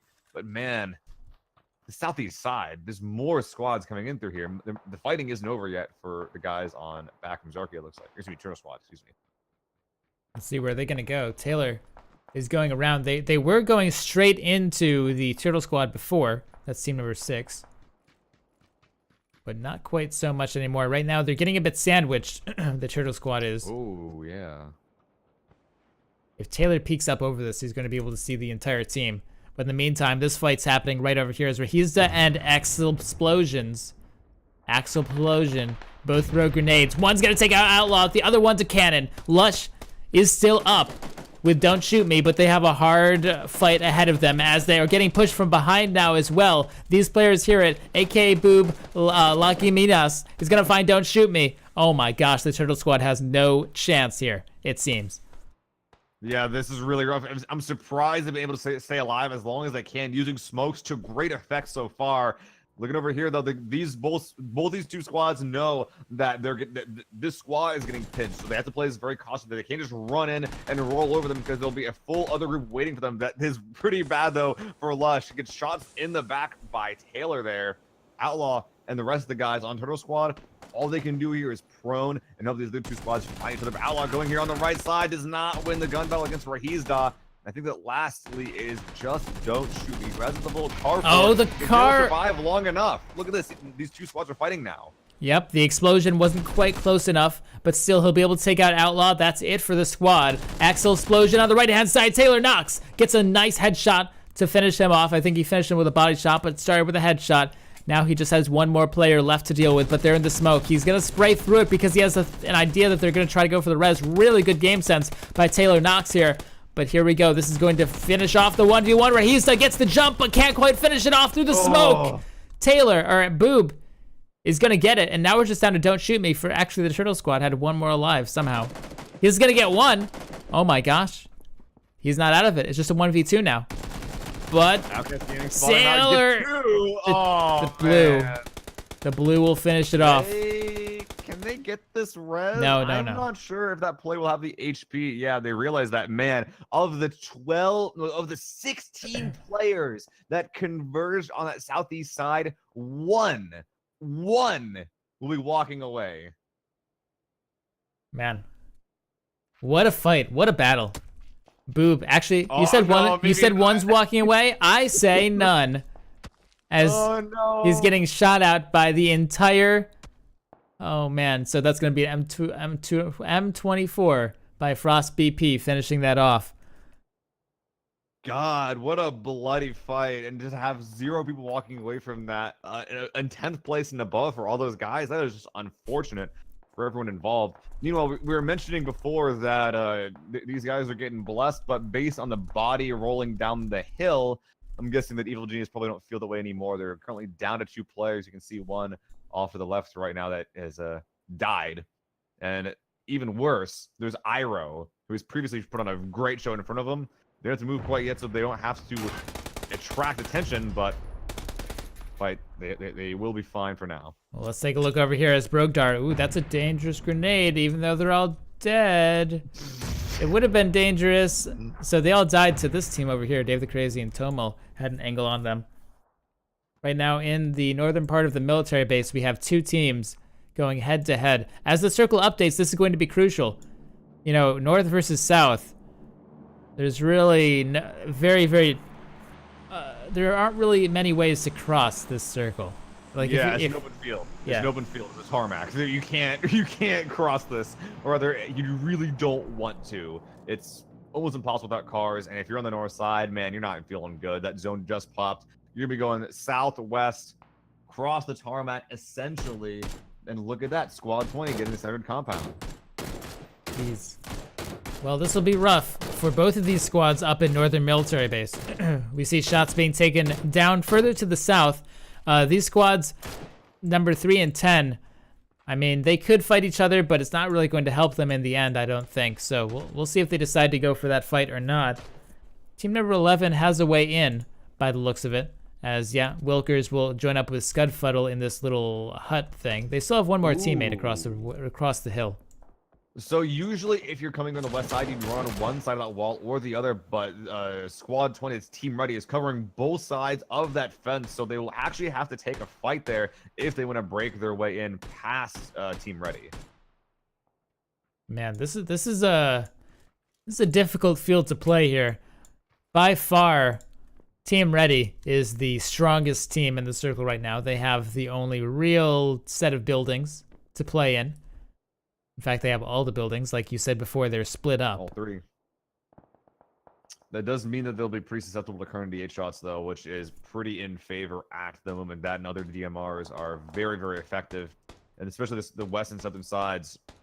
That's a lot. Oh, here they come. Bullet players want to cover. Here comes the rest of Ultra's team. Right behind him. Let's see if they can get in here safely. It's going to be difficult. Oh my goodness. ZB, Teet has a perfect angle there, but man, those were just, he just couldn't land the shots. It was a little bit far away with the gun he had. He couldn't fire fast enough, but still. I think that Robin might have shot his teammate in a bout of panic right there. If that didn't happen, that's unfortunate, but either way, at the very least, they have been able to find a small spot for themselves in between these small fences. Back from Zarky, feeling pretty good about that, but that is very easy to flank, and 605 Gaming know it. They're trying to push right, but in doing so, they'll have to take out a couple other squads to actually make that play work. Meanwhile, on that north side, they, I think that the guys on Squad 9 that 605 Gaming have, that's not Squad 5, Shack Dwellers, have pretty much realized that, yeah, we can't advance through this this fence line. Well, this is like I said, this is just a really rough field for these players to try to play on. If you weren't already in the center, it's just so difficult. Here we see team number 9 trying to make their way in. They're not in quite yet. Frost BP has a sniper and a Scar and a level 3 helmet, so he definitely has the gear needed to try to make this push, but it's not going to be any easier. Ziggy Deluxe Unfortunate. tries to make the run. That's not going to happen. It was actually Tumblr that got the kill there, not Frost. He just shot a corpse right there. New zones popped. I'm pretty sure those buildings are still in this airplane graveyard, however, is not. Pretty much the fence line is going to be all that squads 9 and 10 can use, which means that if fights will be breaking out, only one of these two squads will be walking away from the northeast side. What even happens to these planes? Probably just decommissioned, man. I don't know. Yeah, is this how they decommission planes? They just destroy them? I don't know, man. I'm not in the Air Force. Here comes Tomo. If he goes up and over this plane, he has a really cool angle on Money and Frost. I don't know if this is a good play, but I want it to happen. Oh, no, but there are too many other players across the map who can see him if he does that, so he's forced to drop down. In fact, I don't even really know who's shooting at him right now. It's someone from somewhere on the map. It's like everyone can see everyone at this point. It's probably Team Ready. It's probably just Team, yeah, if someone's getting shot at, it's probably Team Ready shooting at them. That's Team 20 in the center of the circle here, in the ideal area. Zone to be shrinking in 5 seconds. Tummel trying to cover this off angle. Both squads have taken heavy damage. Look at this. A lot of downs coming out here. Tummel actually looking like he wants to peek this. Going on the right. Maybe removing this revive from happening. Get Money is not able to get the revive of the zone. Will finish that player off. And look, he's covering this exact spot. Getting gunned down from Robin, holding the off angle with the DP. That is exactly what he's good at. When they're not looking at you, that will do a lot of damage.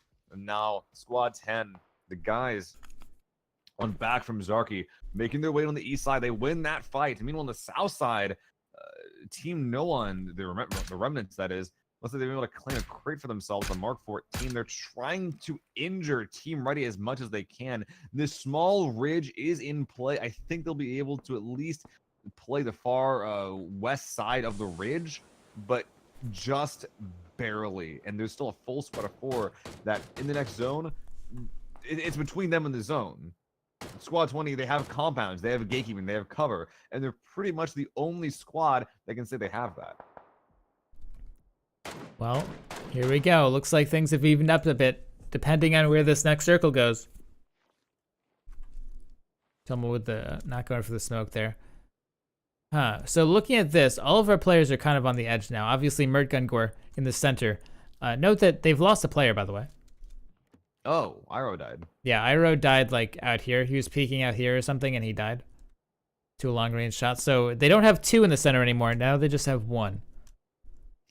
Okay, that makes this spot a lot more precarious then, because now Mert Gungor essentially has to take a 1v2 against pros on the south side. That's Poon and the rest of the guys on team no one. Whereas Beautiful Death, he can't help Mert. He'll pretty much be left to deal with the guys in squad 10 on taking the 2v2 or 2v3 on that side. So despite getting center circle and kind of being in this zone, all of a sudden their spot that was relatively centered for a while might not be amazing anymore. Oh no, Robin gets taken out by a Beautiful Death, so that's a big blow. Going from 3 to 2 players is big, but over here, looks like all of their attention is turned towards Shark and Poonage. Mert Gungor has a big job on his hands. He takes a lot of damage, but he has to stop these 2 players. Like you said, he's all alone in this. His teammates can kind of help a little bit from a distance, but it's up to Mert to really make it happen. They do.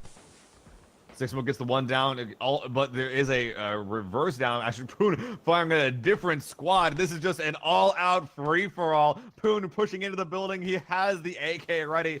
This is a pretty good building, breaching in as far as they go. The smoke allows him to get in real close.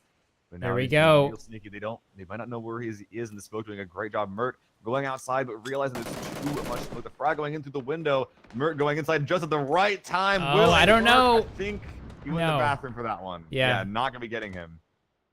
Good job avoiding that. The squad over here in the meantime is hurting. They can't quite get into the circle. Oh, goodness. But if they keep following this path, the smoke's in the way, so they are fine for now. That's another smoke. Once the smoke dissipates, they have to throw another one, but they are safe. Thank goodness the smoke bug has been removed at this point, because that's the only thing keeping them from death. The smoke? Yeah, there's a smoke there. So they'll smoke Poonage off of this angle as well. So he's just sort of stuck behind the house for now. And Poon getting really antsy. Sixmo, meanwhile, rejoining Mert. Oh, this is good. Holding on the right side. Poon is in a lot of trouble. A lot of smoke in play, though, but Mert they don't see him. They don't see him. They don't see him. There we go. Poon, I don't know what he was doing, man. Was he he was like... He didn't see him. He was Poonage covering the angle Sixmo was coming in from, but didn't hear or see Mert coming in from his back left.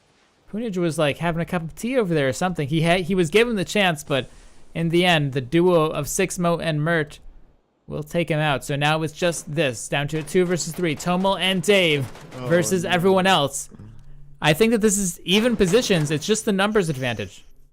Yeah, and look at this. Dave and Tomel are both covering the west side. They're not actually covering until now. Oh, they take out a Beautiful. Look at this battle. We're at 2v2, and all of a sudden, Dave the Crazy and Tomel, they have the Deathly, they have a ridge, but they don't have the zone. Look at that. Despite crawling their way in, that one rock that Team Ready has, that Mert Gungor is on, I'm pretty sure is the only cover in the new zone. If this is possible. This is still possible. It's a 2v2. The cover favor goes to Team Ready. That's Team 20 in the lavender. Just being so careful here, making sure that everyone here is dead. There's no one else here. There's 4 alive, which means that these guys could be anywhere. At this point, they've realized, okay, this Deathlight is clear. What can we do now? They have a long way to move through. This is very, very scary for Team Ready to peek. These guys could reposition anywhere on this Deathlight. Look at some really good suppressing fire coming out from Dave, hoping that Tomel will actually make a play happen. Dave isn't trying to really hit them as much as allowing Tomel some time to reposition. But look, Mert is not even peeking. He realized that is the way he loses this, making short or peaks or not peaking at all. Meanwhile, though, Sixmo in a bit more awkward of a spot. Oh, yeah. The move, but getting gunned down. Now it's just Mert here. I'm surprised by that play, but he tried to make the bold cross. Didn't quite make it. Now we're just down to Mert Gungor. He's in a 1 versus 2, but he has the rock, which means this is very doable for him. I'd say this is dead even for both these teams, 50-50. He has to cover the right and left. Dave the Crazy beginning to get chunked by the blue. Look at the health bar currently at 70%. But Tomel is on the right side. Shots ring out, so Mert knows that he's there. Covering the left side. Oh, losing that, getting shot in the side. Currently at half HP. Oh, no. One more shot will do it. He's at 20%. This is might be it. They have to cross in. The cover is now ousted by the zone. One coming in from the right, two coming in from the right. Talbot crouching, taking the shots. Both players. Oh my gosh, they're lining up. They're lining up. Oh He's gonna get it. No way. Oh my gosh, the way they lined up right there. Oh, Mert just took perfect advantage of it. I can't believe that it ended like that. I thought he was a goner. Dude, he was at so low HP, barely got that heal off, and then at that point saying, all right, I'm ready. And like you said, lined up just in time. Man, when all that's left between Mert is just a rock and a hard place, he will say, okay, I'll take the rock. Takes the first place. God, that was a good play. That was really, really cool. I'm really big congratulations to Mert Gungar and the team for taking first place there. That was very well deserved, absolutely fantastic, and that's exactly what we expect out of these Survival Sunday games, these types of plays. That's why I come back every Sunday.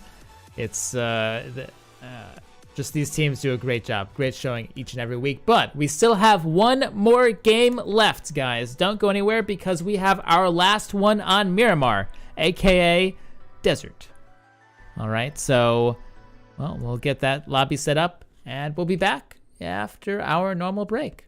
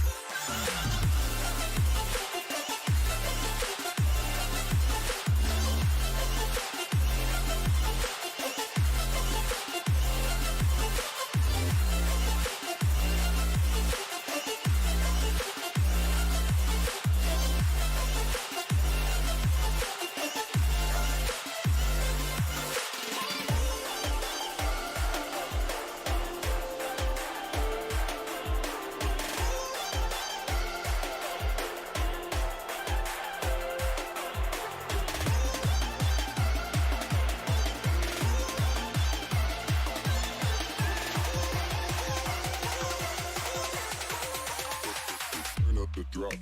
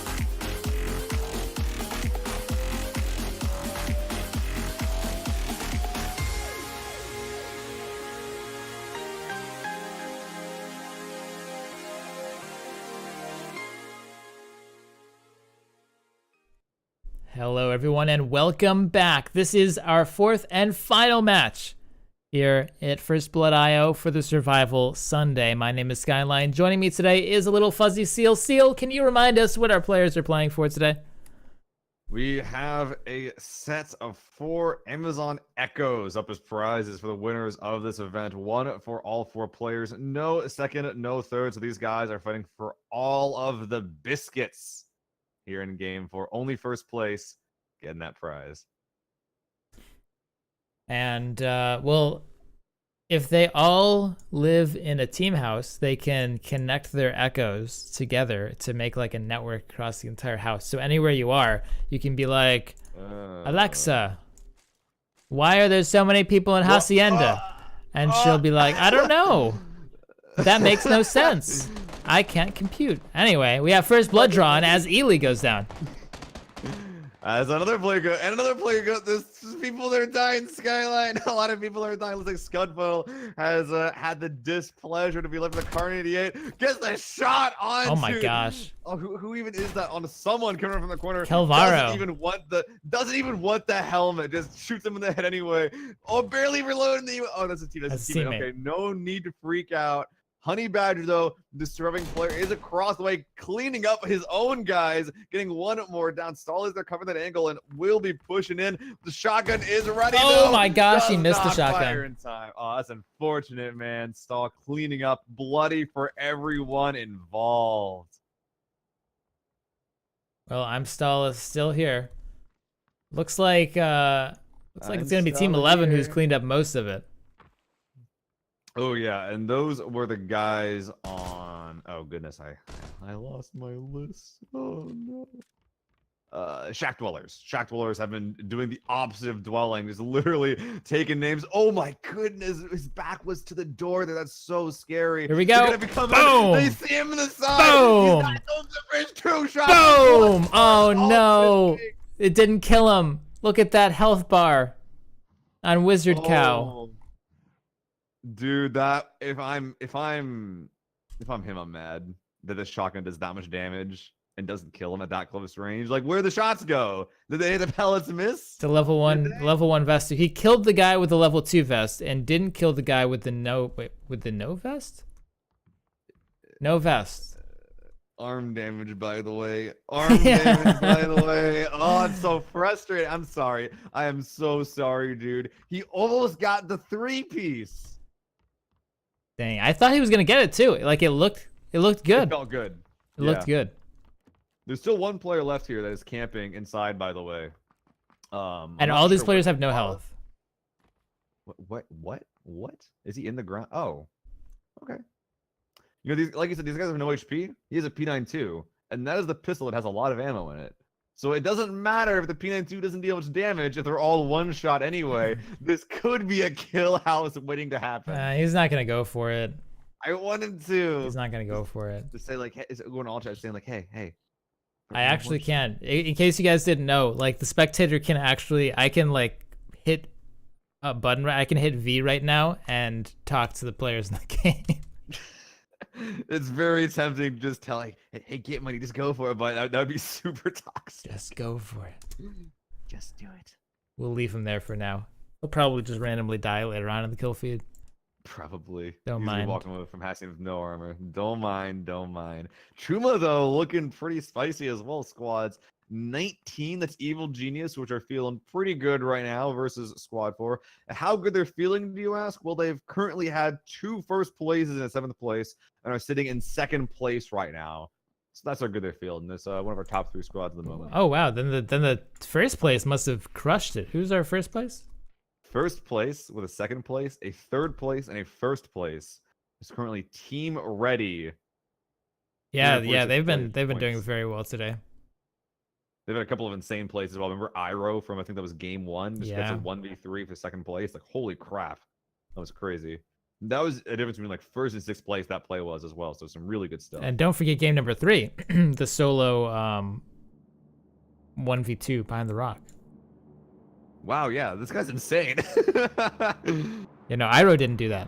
It was it was the other guy. If you say his name, I'll recognize it, but I forgot who it was. It was Team Ready, right? It was Team Ready.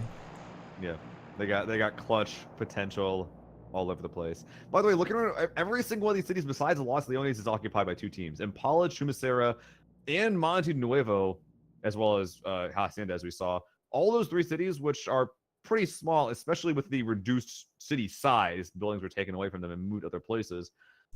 It's going to make a fight happen sooner than it probably originally should.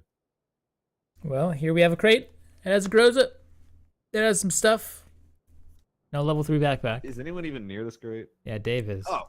Ooh, this is a very scary person to be getting this crate. This guy usually rolls up on the previous First Blood solo games and would just absolutely wreck face with it. So him getting a Groza, again, as powerful as that, it's a pretty good addition to his kit. It is, and not to mention the armor. We've seen the armor come into play multiple times today and win players fights that they wouldn't have won without it. So really cool change. I like it quite a lot. Let's take a look at Impala as our players are...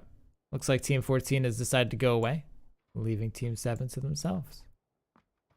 Definitely the way to go there. They already had a guy in mines. They don't want to take a 2v4 if they don't have to. Very smart play from them. But Monty, these guys are getting real close. Actually, a fight breaking out between 12 and 18. That is the guys on iNexus versus Elite Force. Yes, it is, and they've already lost Smera. But it's actually a trade as Banger got knocked out as well. So both of these teams will be able to get up their lost teammates, as they were only knocked out, not fully down, not fully down and outed. Ooh, this is a really nice angle from Mr. Power here, though. Might be able to find something. Cubic is not going to be going in that entrance, so he will not be able to punish that. Slow walking right here, which does make some noise, but at a reduced radius around him. So, but if this team, if the guys in Elite Force try to leave, then Mr. Power should be able to hear it and might be able to punish it if it's to the south or eastern exits. This is a good angle, but I think that if they just run, they'll run to the northwest, which is straight away. Fighting this fight doesn't seem very profitable for either of these teams right now. But the circle is a little bit to the east. I don't know if there are any vehicles available for this 18th squad. I think they're looking for that right now. They're kind of like going around to the north side. Any vehicle spawns that are in Monte Nuevo are kind of in that area anyway. So they realize that even if there was something there, then we can't take it. If we make noise in that car, then we could get our heads blown off. So they gotta retreat north. They gotta look at that car right there. That is so dangerous to go for. I think it actually is currently being covered right now by the two players on the right there. They're inside that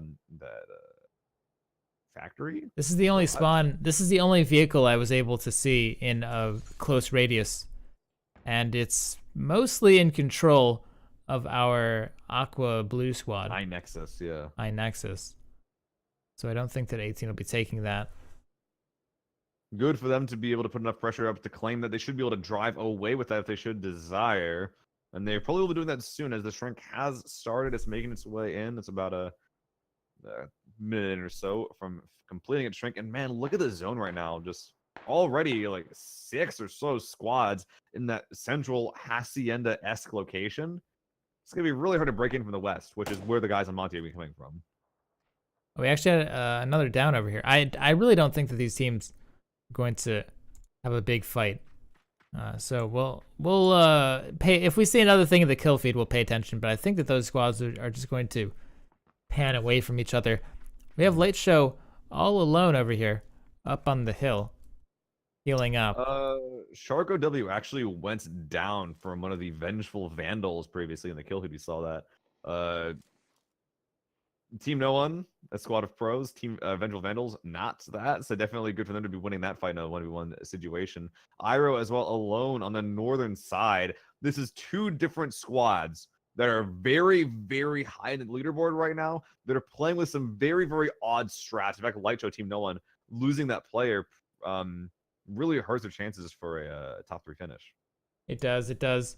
Something that they'll have to play more carefully as this game progresses. They can't just do their normal strats. Looking back at Monte just to get an update over here, it looks like Teat has gone way around to Anparados. Let's see if we're loaded in here. Teat with the 1v1 will take him out. But he needs to be careful. He needs to immediately move away. He does have a box in front of him that pops into view. Because now this entire squad is going for him. He's got no helmet, and he has got an M4 and a double barrel. So him camping here, if they push him, then he'll be ready for him.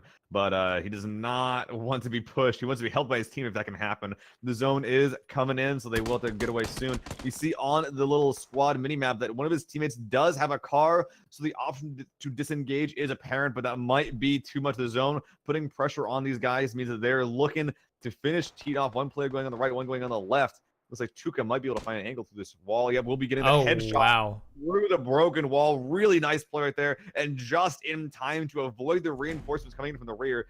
If you said Mr. Power holding an off angle alone might be able to take out some of these reinforcements, but they're not quite going into his kill zone. Yeah, Cubic actually avoiding it, going around the right side. Cal is well able to avoid that as well. This angle not covering as much as he would have liked. Bangers will try to get away, but he can see him. That's it for that player. So they've already lost 2. Looks like the push into Monte not as profitable as they wanted. They thought they could take that fight.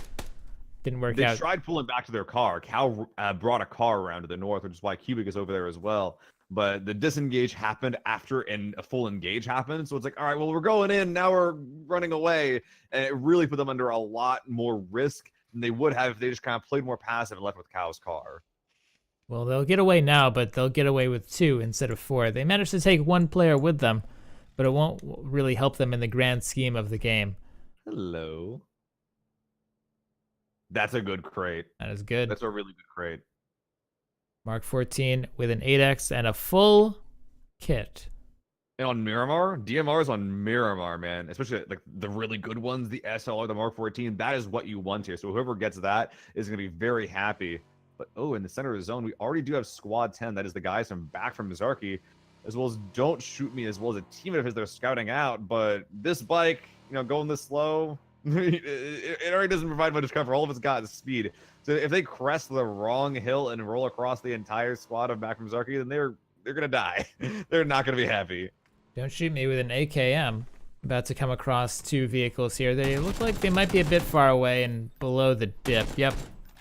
So don't shoot me. Won't be able to quite connect on that. Trying to make a lot of noise, saying, "Hey, I'm off squad. Don't come over here." But while it's been going on, his teammates are actually getting pushed. Tomo getting the down onto L2P Lush. These guys are alone. Their teammates aren't here, so it's really a 2v4. Buchanan is trying to come in from the southern flank, but they're not quite in position yet. Oh, don't shoot me. He's about to come over the hill on 2. He has almost no chance, and he'll be taken out. Oh, man. Without too much of a problem. Meanwhile, over here to Cannon and Outlaw. Are they really gonna push this? This seems like it's a bit too late to get much off of it, but still, they'll get off Robin. Outlaw with some good shots. He has no HP, so this is a bold peek. He will get taken out, but the Cannon is here to get him back up. Still, they have no more helmets. Yeah, they have no helmets, which is really a classification of Miramar. Makes this push much easier coming in, which Tomo's actually going for. His teammates are going for the revive, but he is taking the 2v1. He realized that he needs to do something with this, and he's going to be trying to make it happen. The can going on the left side. I think Tomo might be able to hear him. Maybe. No, he sees him first. I don't think the can spotted Tomo there.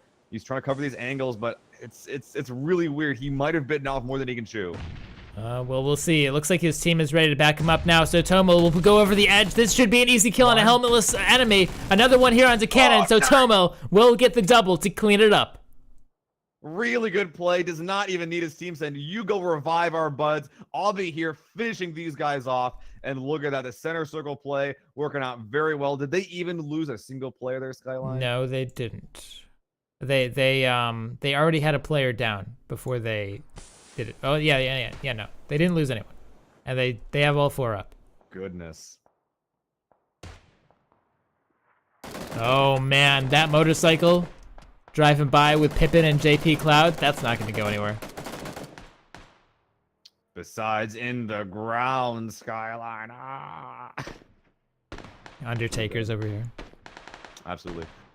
South side looking pretty spicy, though. It looks like that the guys on Squad 7 are actually trying to put up a gatekeeping role. Saints looking to try to eliminate anyone coming to this angle. It's been doing a very good job of that so far. Sneaky as well as Lemus. Oh, Langamas? I think Totally Not a Panda technically could have seen those players. They know that they're here for sure because there's a down here, but he's trying to push this, but I don't think he knows that the revive came out. He can definitely hear 2 pairs of footsteps, but is he going to be going for the push? Oh, he gets caught out.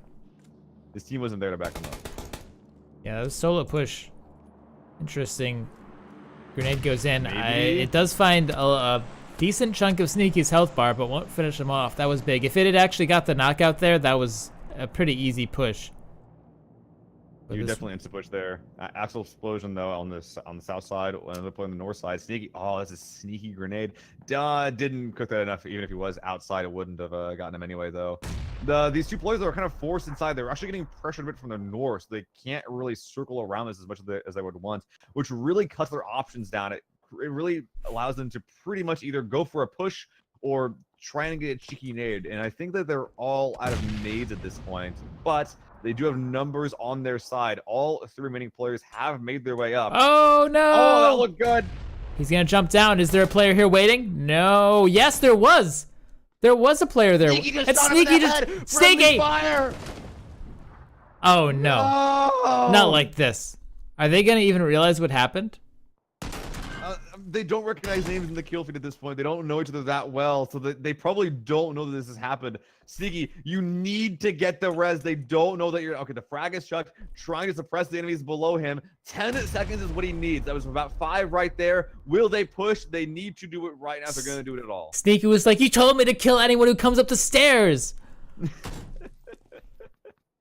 Anyone. You didn't specify. Oh, that's a good grenade. That's going to be the push. Now they know that someone's down. This is a double. Sneaky is currently in the room all alone up against 3 players, and that's going to be it for Sneaky. No chance there. He did manage to take down Rahita, but that's... he had another player. The Discord voice chat for them right now is very quiet. They're seething right now. I would be so mad if that happened. Tensions were high, and so was the friendly fire. But meanwhile, a lot of cars are going past this tunnel. These guys are looting both the pink and the lime-colored trunks driving on by. The Rampage is literally just cruising with the Mustang, just conking his horn. But you don't want to be here, man. This is a full squad that is already in this compound, but he doesn't know. He hasn't heard the shots. He came in too late. He is on the other side of it, however. So if he stays here, he could be safe. Of course, it looks like they're aware that someone has looked up. Aku's like, was that car there before? Definitely heard it coming in. And honestly, between the car being kind of in the open as well as cruising up on this place at all, I'm pretty convinced that Rampage did know that someone's here. Might be able to hear them or catch traces of them now at some point. But Rahe's down. Look at this 3-man push coming in. They're coming in, but lacking a bit on the armor. That's a hoodie that doesn't actually provide any protection from bullets. Well, I mean, it looks really cool, though. Looks really cool. Okay, well, here's the rest of the squad coming up now behind. Rampage has been the forward scout. He's taken up the position, and now everyone else is coming from behind. This is a full 4-man squad up against a slightly weakened 3-man. Mm-hmm. But they have this compound that's very, very difficult to push up this building because the only way to get to the second floor is, well, as we've seen, up the stairs. And if you don't kill your own teammates, it's pretty easy.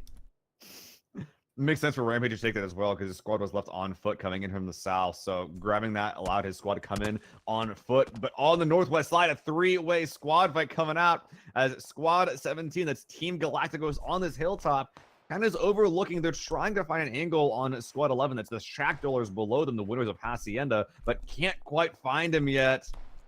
Might be able to see him yet. Sees him. Star's taking shots, but that Scar spray a bit rough, getting down to half HP. One more shot, bringing down to 1 shot. Another one going down. This is really bad for the Shack Dwellers. They have made their way from Hacienda and are getting absolutely pinched by 2 different squads. Gallery finishing with that player off, and now it is just down to Wizard Cow. Galacticos has taken literally very little damage from this particular push. Both players do get their first aid kits off, but the zone will force Wizard Cow. Oh, that's a grenade. Oh my gosh, wow. I can't believe that didn't finish him off, but I mean, it was enough. The zone will take him, so that doesn't count. That's not their kill. That grenade, wow. I can't believe it didn't kill him. It just took him down to like 1 HP, so there's some kill points lost for our 17th squad. Squad 10 still holding center zone right now, actually, surprisingly enough. They've been able to, you usually don't see this too much on Miramar because oftentimes it's just too much when it's like a hill center circle and not a compound, but it looks like they're up for the challenge. South side, though, this fight needs to happen soon because they're on the far side of the shrink. That they are. But we've talked about this stairway before. It's difficult. No one's watching it. No one's watching it. Rampage comes up, finds Axel Explosion just like that without a problem. Rahiz does down on the first floor. He should be able to find Lipson as he comes around the corner, but Lipson is looting. He's looting. Okay, so Rahiz, I think he should be able to get it down. Because this is an angle they don't expect. It feels like they don't know Rahiz is here. There's looting here inside. At some point, Squad 7, the Saints lost someone holding us. They had 3 last time we were here. But now we're kind of in an awkward spot, Skyline. Well, okay, here's what they're going to do. Full squad. All of our pink team is going to go down the stairs and just line up, and Rahiz is going to kill them all. Ready? Or maybe, alternatively, he doesn't kill anyone. Alternatively, in the alternate timeline, Rahiz just dies, as is expected, I guess, in a 4v1. So, all right, that'll be our pink team taking the South. I like the Vandals. They put on like a lot of really good shows for us. Previously, it's Averni, now here in Miramar. Pretty good push from them now, but they now have to go up against the second place team in the form of Evil Genius on the south side. It's 19. And they're definitely gatekeeping. That is definitely a gatekeeping compound right now, Skyline. Well, it is a compound in general. Over here. I think that Reviox is about to come up on some players. He's got to know that someone's here, but it doesn't look like he was prepared. Flexi HD in the hut will be able to take that player out, and now they're on the lookout for the rest of the squad. Light Show does find Gluttony. Anatolia is there as well, but I don't think Light Show sees him. Instead, he's going to take the easy shots on this player way out in the open. He'll finish him off, but be traded out immediately by Anatolia. Good trade there. That'll keep them in the game. Right now. Arif is holding the far west side, whereas Anatolia is popping the smoke, getting the res off here. They haven't been able to put too much damage up, but both teams looking like they've put out a bit of a ceasefire, trying to get the res off, but it's not going to work. Arif through the smoke, getting the coordinated headshot. Flexi going down now. 2 players are down that smoke. I think it's just Poon who is up, who needs to now clutch the 1v3. Wow, that went from really good to really bad quickly here for Team No One. Poon AG, the last player up and alive. Let's see what he can do. Flex is here. He could potentially get this player up, but it looks like the push is coming right now, so I don't know if he has time. The second floor doesn't have easy entry into the first spot, so but it does look like Poon just can't get the res. He's going to let him bleed out, maybe use him as a bit of bait, but either way, it is going to be a 1v3, holding the offensive off angles, just camping behind the doorway. They will be moving in, clearing this building. Will they go to the second, or will they push into the first? They shoot his teammate. Did it happen again? Yeah. Oh my god. Yeah. He did. Anatolia just got shot, but here we go. Around the corner, Poon AG has a good angle, but the reaction time is too good from behind. Stop shooting your teammates. All right. More friendly fire. That's a third of this game. Jeez. Yeah, our players are on edge. Yeah, definitely. You can feel the tension through here. Zone is finished up. That push happened at just the right time, and it was a pretty good push to make. The north side is the side that will be preferred. Our centering squad, that's squad 10, will still be in, but they have a big jump ahead of them because there are 3 squads to their south and 1 to their west, all of which are pretty much in the line of fire here from the guys from back from Zarky. Yeah, they want that Amazon Echo, let me tell you. They want it real bad.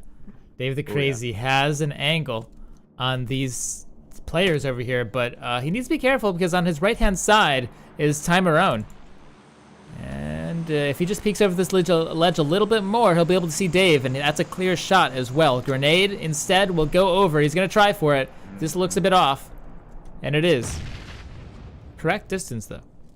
Yeah, Dave's spidey sense is going off, realizing that isn't a safe spot. If he hadn't moved, that would have done a little bit of damage. The frag, return frag going over. It's just a kind of a cold war right now, saying, all right, I don't know where you are, but just don't come over here, please. This is some pretty good movement from Galactica so far. They're actually able to use the hills, wrap around the overwatch of back from Zarky, and get onto the same hill, which is about as good of a fight as they could ask for. 1v1, and look at this. While it's been going on, Evil Genius coming in from the rear with a 4-man. This might be the beginning of the end for back from Zarky. Oh, this is looking rough. Look at this. They're looking in the absolutely wrong direction. Z-Watts. Smoke grenade. I think that they can just see him, right? They can just shoot? Yeah, they can't see these guys, but they know someone's closer. Wow. I want to see him just shoot. This is so patient, but I'm surprised they haven't just shot yet. Click the button. Click the kill button. Click the button. He's right there. Oh man, Tommy's right here as well. And the longer this happens, they're not in the zone. They can't sit here. This isn't okay. They need to do something. All right, well, they're moving up a little bit more. They want to see more about Tomil. Oh, Tomil spotted them, so the surprise factor is gone. This is an AKM in close distance. Very potent weapon. Disciple about to be seen, but oh, he pulls out the grenade at the exact wrong time. Tomil gets caught without a gun out. Dave the Crazy versus Disciple. This is a very close 1v1. Both very, very strong players, but Dave the Crazy does not have the health advantage. It's going to Disciple right now. Right around. It's so close, but Dave's going to get the heal off. Maybe. He was healing, and now coming from the back, will be trying to shoot Disciple, but will not hit him. Disciple at 1/3 HP, trying to get the kills, brings him back down, right down to low HP, but now there equalizes it. They both will be trying to get the heals off. Meanwhile, on the far right, Ultra and Robin also not feeling too good about this fight. Dave kind of alone here on the western side, holding up all these guys on his own. Grows his spray a lot harder now. Recoil has been amped up a bit, but it's still got close range, but not good enough. Disciple coming in from the right side, getting that down. Pretty much wiping out back from Zarky's left flank. They will be able to take the bottom of this hill, but now with how back from Zarky is retreated to the east, Galacticos versus Evil Genius is probably the fight that's going to happen next. Back from Zarky have kind of retreated from this now. Yep, and here we go. We see Danks and Rita on the correct location to see these players. Nomi goes down. They took another one out as well, just down to 2 now. Evil Geniuses. I see him. Do you see him? Because I see him. A couple shots ringing out, but Dink's not getting dinked in the head. Not finding the shots quite fast enough. His teammates, though, putting out a lot of fire while that's been going on. I think Nomi's dead now. Yeah, the frag from Rita was able to finish that down off. And man, just look at these health bars. They're in so much trouble. They're taking so much damage here.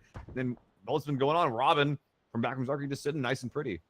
Yep, he's fine. He's A-okay over there. Without a problem. We another fight breaks out across the map, but we'll finish up over here as this one has just been a real epic bout between, here we go. Disciple and Zwats try to stem the tide, but they only get one. They both go down in exchange. All we have left is Wolf, who is playing the back support from longer range, and he just wasn't able to quite see anybody. Wolf now needs to maybe make a run for it. I don't think he can possibly defeat that squad by himself. Now with the time he has left, the zone is pushing him in right now. He needs to go. Avoiding fire now as another squad from the far east lighting him up. It's Alpha and the rest of the guys in squad 14. They just cannot catch a break. Gavir Ahmed will be the one finishing him off. And now it's just on the west side. Robin from the survivor from back from Zarky. Can he get better than 5th place or will he get spotted? I think he will get spotted here. As the get ready. He didn't see the player. Rita's right there. Oh, he got 2. Oh my God. A third one goes down elsewhere, but now it's just a 1v1 versus Time Around, and Robin gets a 3K, and that's gonna be it. Wow. He's covering out too. He's done it. He has survived the 3-way squad fight. His squad got demolished at the start of that fight, but he's been able to sneak away, finish off the remnants as well. And now with 4 teams up, 10 alive, he's snuck his way into the end game. And with how he's played so far, he might be able to make an upset happen as well. Wow. Absolutely fantastic. Robin looked like he was just in the worst possible position he could be in. But now he's pulled it through, and he actually has the entire southwestern side all to himself. So he's safe for now. He could potentially go even further in this game than 4th. He could get 3rd or 2nd or even 1st, depending on how he plays his cards. So Robin is, well, he's still in. Let's see where this next circle goes. I want it. I really want it. But first, let's see where the circle goes, as you said. This hill spot here for Squad 14 feels really strong, though. That squad is the guys on old but gold. They've been having some pretty rough games so far, but this might be their game. They do have to leave their hilltop, though, and to move in, they'll have to go right past Team Ready. And man, that is not a squad you want to fight against, Skyline. Not one-on-one, not head-to-head. This is a fast push up here from Anatolia. They immediately take control of the circle. Very good reaction by them. I like the movement.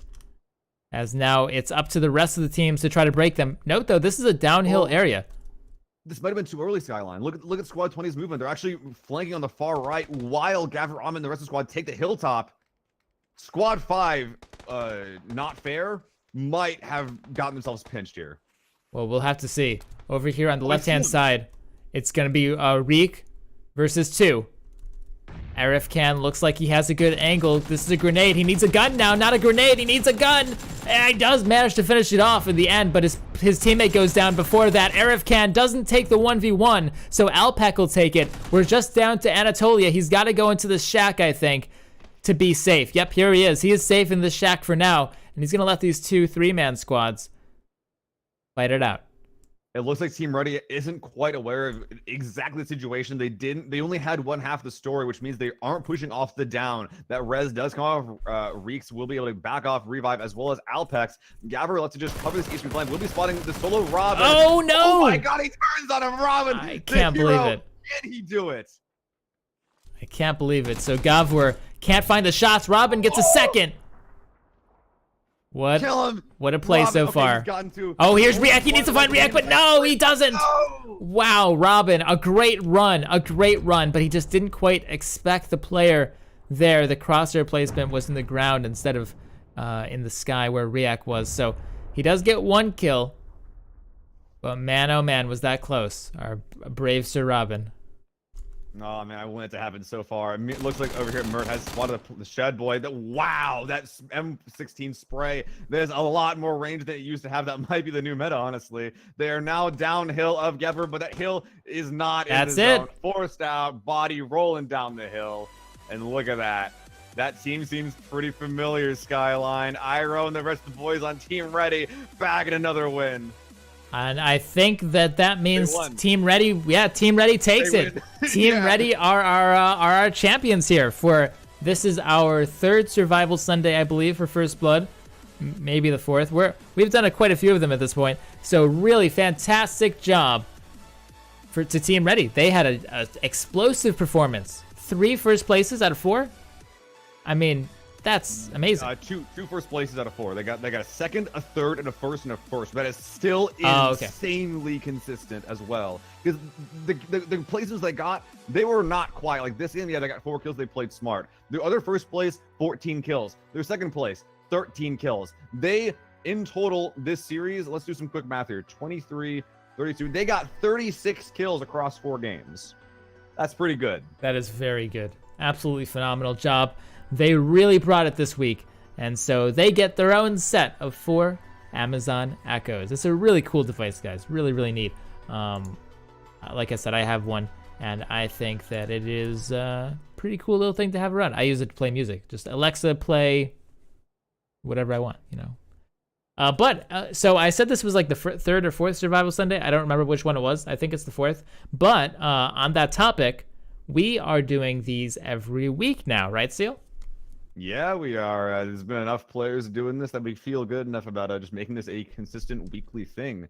So for all the players that are just like, oh, it's only a bi-weekly thing, there's not enough prizes, I'm not even going to bother. That is now out the window. This is a weekly free event with prizes where you can go up against other pros and test your mettle against them. It is the place to be. It's a lot of fun for myself. It should be for you playing it as well. Sign up. Sign up, sign up, sign up. All right, guys. Well, it's been a very fun day. We saw some epic plays for sure, and I can't wait to see what it brings next week. I hope you all enjoyed, and I hope you all have a wonderful day. We'll see you next Sunday.